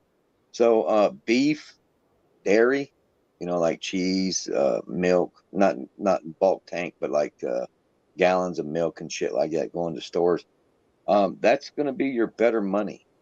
And not only can you, with a reefer, you can haul refrigerated, but you can also haul dry goods. You don't have to turn the reefer on. But now if you're pulling a dry van, you're limited to just dry goods. So right. And okay. A lot of people will sit there and complain and shit about having to sleep with a reefer going at night. For me, it only takes one night for me to get used to that damn reefer. That's all it took me. It's like living next to the railroad tracks. I'm only going to wake up one time, and my subconscious after that is going to realize that what I'm hearing in my sleep is nothing to worry about. Sure. Another thing, if I can ask you just one more question about trucking. I'm sorry, but you are a wealth of information in this particular field. So you are an owner operator. Okay. Yeah. I've spoken to many truckers thus far, and they all basically say, your first year, Just try to be a company guy. Just learn the ropes, learn how to drive, blah blah blah. And then after that, the discussion it diverges, and half of them say you got to become an owner operator. You want to become rich, you got to become an owner operator. Well, And you're then not the going to other- become rich being an owner operator. I can guarantee you that. If And you then- become and a company then- owner, that's different. I was gonna say, and then the other half say, just be a company man. Just stay a company man, work your butt off, and then take your money and invest it in something else, like start buying up houses or 2 flats or duplexes or something like that. Isn't it true as an owner operator, your company can make $400,000 a year? I mean, With just one truck as an owner operator, yes. yeah, the numbers are that big. I mean, you're not cranking out 60, 70,000 a year. Your company is making $500,000, right? I Right. mean, how are you not like a multimillionaire yet? You know, Because you got a lot of expenses. That's money all before. I mean, that's before expenses. That's before fuel, permits, all your IPTA taxes. I mean, road taxes, all the other taxes that you got to pay. You got to pay your quarterly taxes. And by the time it's all said and done, you might go away with $125,000 to $170,000 a year if you do a lot of the work on your truck yourself. okay. Yeah, no, I hear you. It's I don't know. It just seems like there's a lot of money to be made, but at the same time, you can, especially as an owner operator, you could lose money. Yeah. And if you have a crash with the way these damn lawyers are and shit, screwing people and drivers and shit over all the time, you could lose everything. Yep. You know, because of one asshole, one idiot. Holy So, shit! What did I miss? A And whole lot of shit. yep. But anyway, if you know, you can live comfortably as an owner operator with just one truck. You can live comfortably, but you're not going to get rich. You're going to you won't want for nothing. You won't need nothing, but you'll get everything paid for. I mean, you'll pay all your bills. You ain't going to have problems with that. But if you want to get rich, you're going to have to own a minimum of 5 trucks, and that's still not even a guarantee. If you end up hiring one wrong driver, you know, I mean, it could still cost you everything. Yep. And for me, oh, sorry about that. You know, this is your interview. And for me, like if I ever got in a wreck, and it catches fire, I'm going down with the ship. You know, there ain't gonna, I got I'm good going down insurance. with the ship. There ain't gonna be nothing but charcoal to judge. You know, they're gonna be judging my ashes if I get in a wreck and it catches fire. Yep. Well, Can I I ain't gonna- interject? Can I I've got interject a here? lot to learn in the industry. Oh yeah, I'm sorry. Hey, what's up, Emperor? How are you, sir? Good day, gentlemen. Brother Earp, good to see you for the first time. Good to see you, bud. How are you doing? Good, good. Brother Wynn, happy belated birthday, my friend. Thank you. Sorry. I'm trying to find my damn lighter. Oh, I got one here. You want to borrow it? A lot of fat fucking good that's doing. Sorry, I missed your birthday there, brother, but I had the guys up visiting. Hey, But, it's okay. I thought Like about you. everybody's got something to do. I thought about you. Kept you in mind. I just hadn't gotten around to it. Hey, it's okay. Brother Cowboy, always good to see you. Hey, Well, hey, what's up, man? Talk with you. Haven't done it in a while, but Fuck, I used the stove. I was hoping to get to talk to Brad because he's meeting up with Brother Brandon here. Is it Yeah. this week? He said it sometime soon. I think he said it in just a couple days. That's awesome. And I'm hoping they're going to get together and do a live stream so we can all call in and Sure. shoot shit with them. So that's awesome. Yeah, I wanted to say I wanted to excoriate you and yell at you for showing your face. I don't know. That's a bold move. Bold move. Well, dude, I dox myself. This is my real fucking name. I Yeah. told you guys before. I have No. nothing to fear from doxing. If they want to Okay. show up, show up. No. Yeah. Trudeau himself is going to show up with a pair of Mounties, and they're going to haul you away. Bring body bags. Yeah, okay. That's all I got to fucking say. Bring body bags. I Well, guess. my advice to you is take the gas line, pull the gas line, and just get ready to light up a cigarette. No,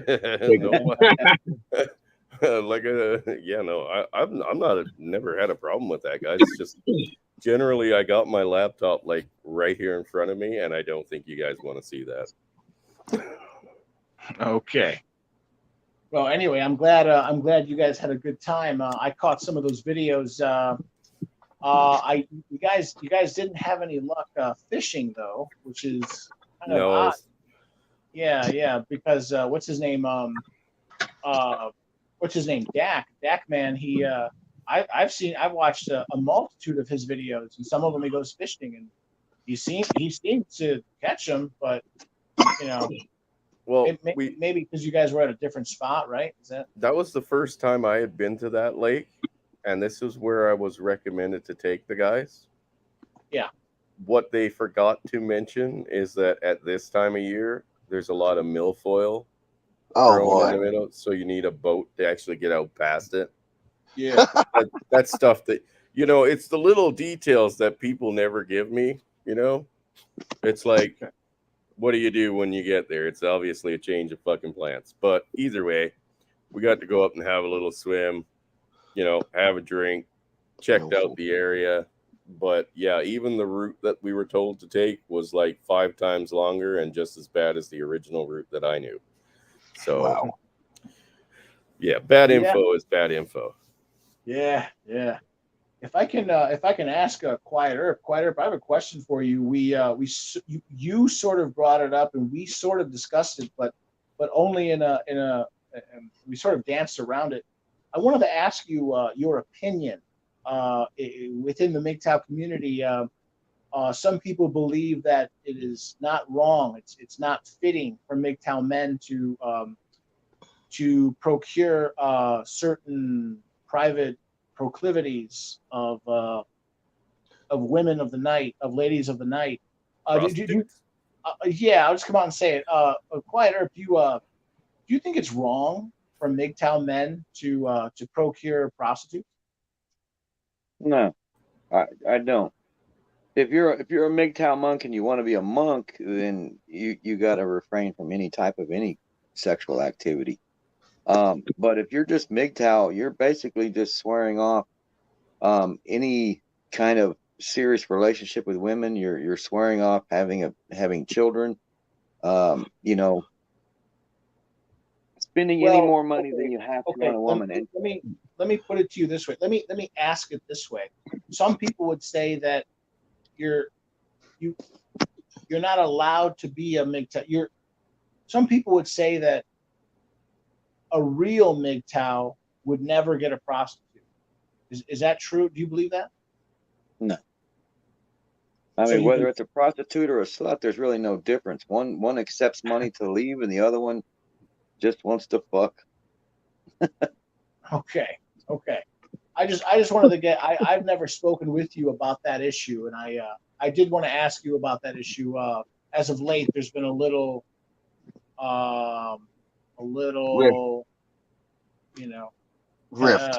discourse about that issue.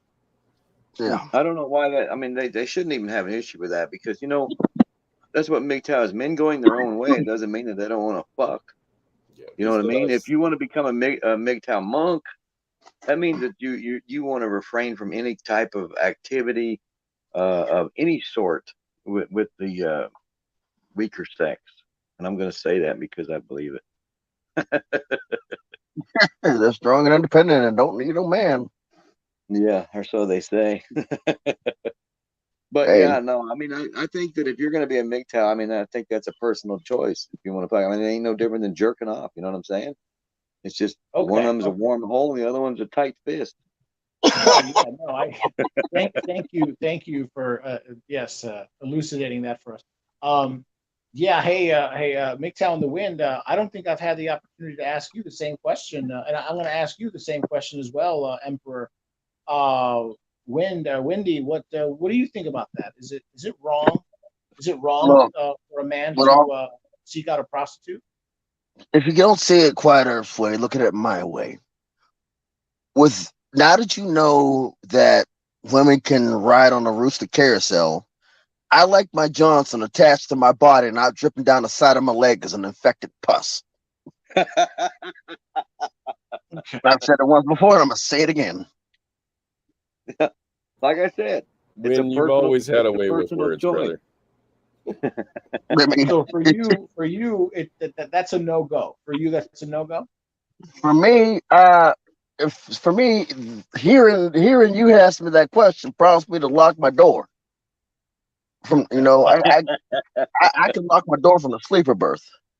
It reminds me to lock my door every time I hear that question. You know,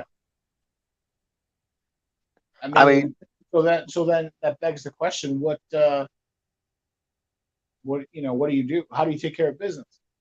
I got to look here. I got a membership. I got credits on the lines. Then I know all up and go across east, west, north, and south lines. Then You take a hot shower?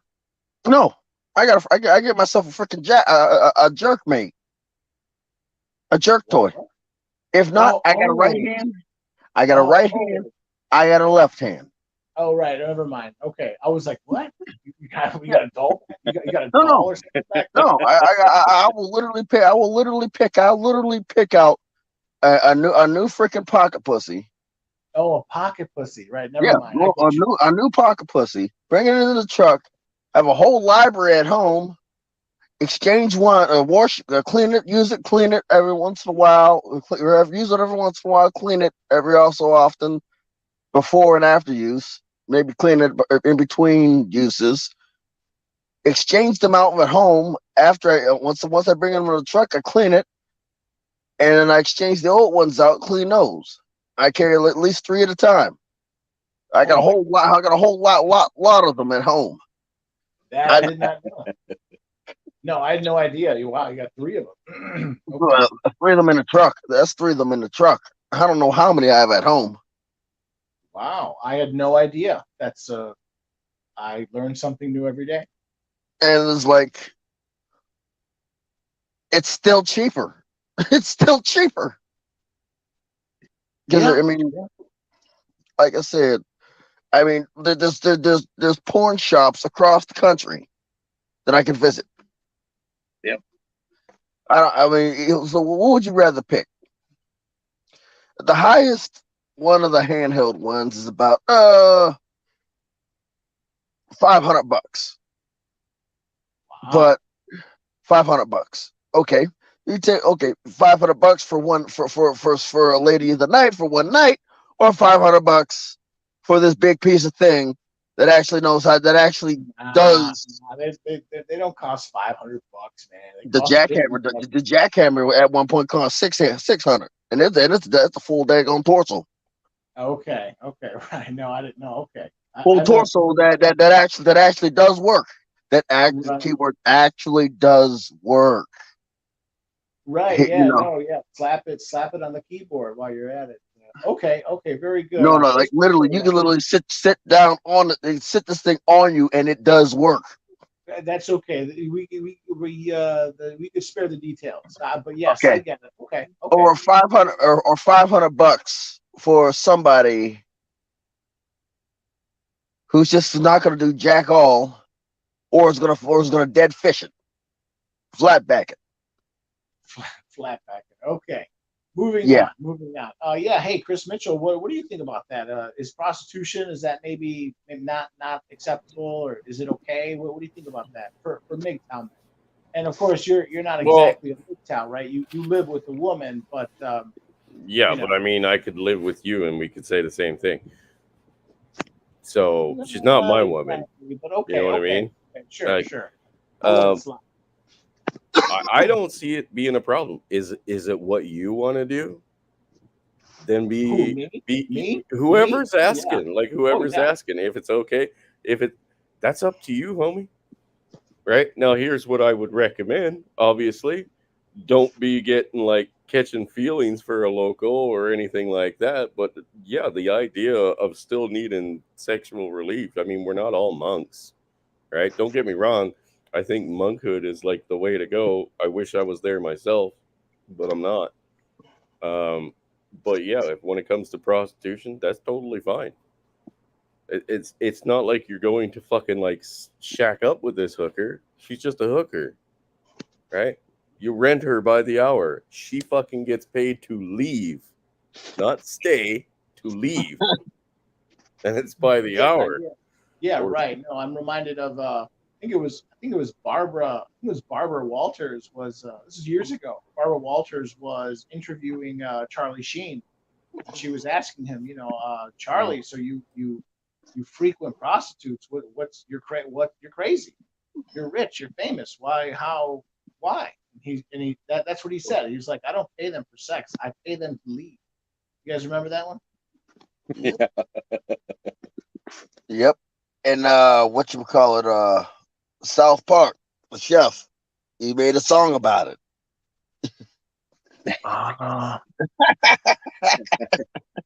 Yeah, that's my only thing on that entire on that entire thing is if you're going to be a monk, you can't have sexual relations with them. If you're going to have, I mean, if you're just going to be a Mgtow, I don't see why there's an issue. I really don't. I don't know why people would be having issues. Part of the reason why I bring that up is because I think that right now we're and I've been talking about this recently. I think we're starting to see the rise of the monks within the community, and I think they're starting to, frankly, they're starting to like take over. I don't want to say take over. That sounds negative. They're starting to become like the leadership caste or like the Brahmin caste within the Mgtow. They're starting to, I don't know, throw shade on the bachelors. I don't think all of them are looking to throw shade at anyone. Some guys are taking it a bit too far, right? Or they get a bit excited about the idea. But, that's where they are. The rest of us aren't there yet. And yeah, I mean, I would consider monkhood like the fucking ultimate achievement, right? Let's be honest. In the Western world right now, the only way we're going to fucking get any change is by bettering ourselves and putting the fucking financial pressure on the other fucking end of it. Because as long as fucking our women can be bought and paid for and bribed by our governments, they are always going to turn against us. And they need a reality check. Because most people, and especially women, think shit just happens. Like your store is it just happens to be packed with food. That must be where it fucking grows. I've heard about that. Yeah, the power is on because that's just the way it happens. Nature is making power come out the fucking, out of the light fixtures and shit. They don't understand. That's why they can say, we don't need men in society. Your society literally runs on the back of men. To say you don't need them is like saying you don't need fucking oxygen and you're just as fucking content in outer space without a fucking spacesuit. You're fucking delusional. Yeah. And a big reality check is needed. Sorry for the rant. I was only stopping by because I saw you were live. After I had set up my live stream to play the stupid shark game, I just wanted to stop by and say hi. Yo, what's up?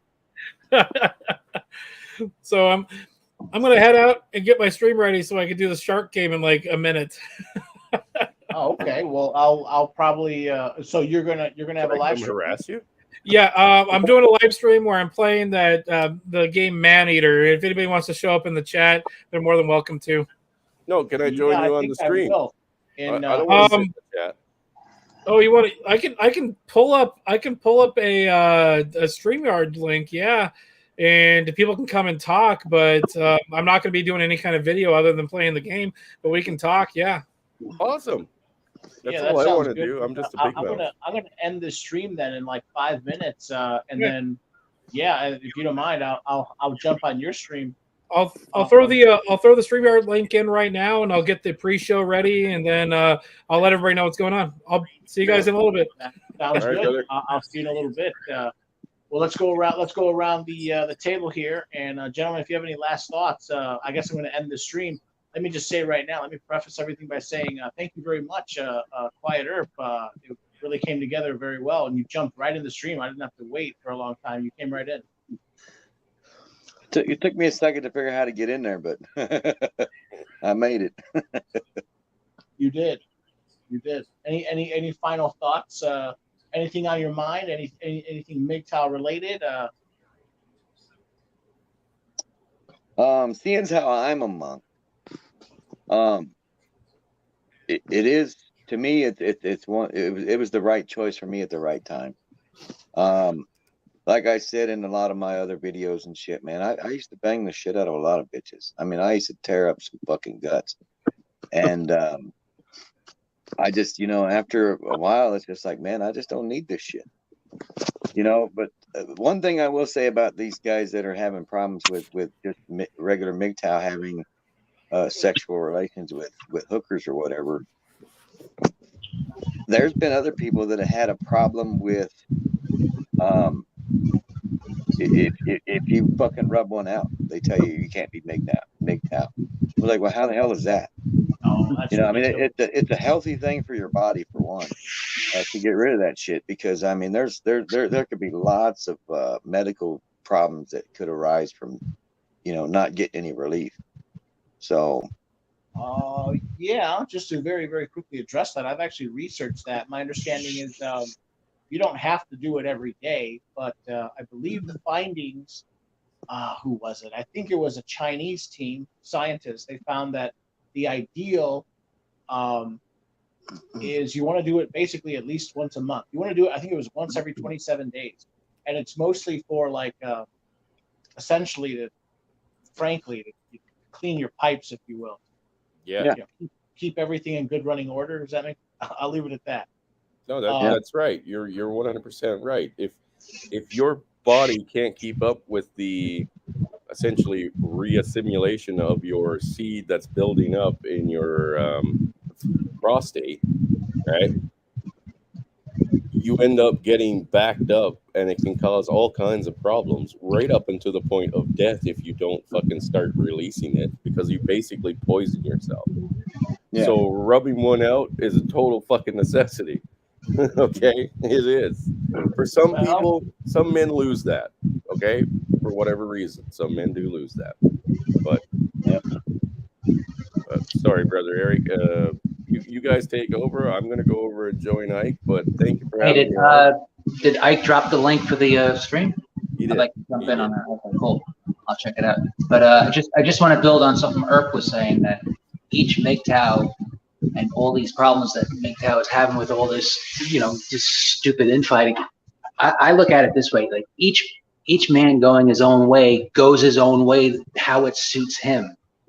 Like Right. Erp is a monk, I'm a monk, and that's a life that suits me. Like, I just don't get the whole. I hate all this, like, oh, I'm a white pill, Mgtow, I'm a black pill, No, you either are or you aren't. You know what I mean? Like you go how it suits you. Like Cowboy's gonna have a different philosophy than I am, and Chris is gonna have a different philosophy from Cowboy and me. Well, Mgtow is a big book, man, and we pick out the sheets that work for us. And if we want to change them out, so be it. But it's a big book. We can all say that, for the most part, we're still doing it our way, and we're still bettering ourselves. And Absolutely. the only people I don't agree with, and why that is linked with our community, is the fact that the PUAs do not warn men about the fucking downfalls and the red flag. That's it. If they started repreaching that shit again, like about how false allegations can happen and how to avoid these traps, they would be still fine in my book. But they stopped doing that because it started losing them views, because young men don't want to fucking know that there's real life consequences out there when they're having trouble getting laid. That's they right. Just want to know how to get laid. And Chris, you and Cowboy, we were on one of Polska's stream and we talked about that. No one of it. I always say, PUAs are one allegation away from lawyer fees and jail. Yeah. Yep. And if they started stating that, I would happily say that. And I've gone to the defense of PUAs, and I fucking don't like them. But I've gone to their defense when people told bullshit lies about them. Yes. Plain and fucking simple. No, I check out the videos that I put up. No, I know you're not lying. Definitely. I practice what I preach, but I'm not Yeah, a monk no. myself. You know what I mean? Cowboy too. Cowboy's religiously been not anti-PUA, but at least talked about the differences. He's talked about it a lot. There's a big difference. Yeah, or I mean, just to address that quickly, I think that the Mgtow community, we look down on PUAs. It's not that we look down on them. I think we look at them with caution. We don't look up to them, do we? No, God no. God no. What's the opposite of that? I think that we think Indifference. Indifference could be. So what I was going to say is I think that we share the same kind of knowledge. I think Mgtow and PUA basically have the same kind of knowledge. I think that Mgtow are the type of men, we have this idea that we don't want to waste women's time. I think that the PUA, they take that information and they go in a different direction. They basically say, this will waste women's time, but we can get some low-hanging fruit here if we just tell women what they want to hear and lie to them. We can get some quick booty, we can get some quick, girl, we can get some quick sex. And I think that I'll just say it again. I think that Mgtow kind of looked down upon that. Maybe some of us see it as immoral, but whatever. Whatever. For me, it's like I don't tell anybody what they want to hear. If that dress makes you look fat, the dress makes you look fat. If like I said, anybody like I said, I'm almost like I said, they're taking me. I'm almost not the National Guard, but throughout my whole career, I've never told anybody, officer or enlisted, what they wanted to hear. You lose a little small piece to an M4. Oh yeah. By the way, I'm sorry to interrupt you. Wendy. What's the final word on that? That's coming down. What's I'm getting my final council statements next weekend, and and pretty much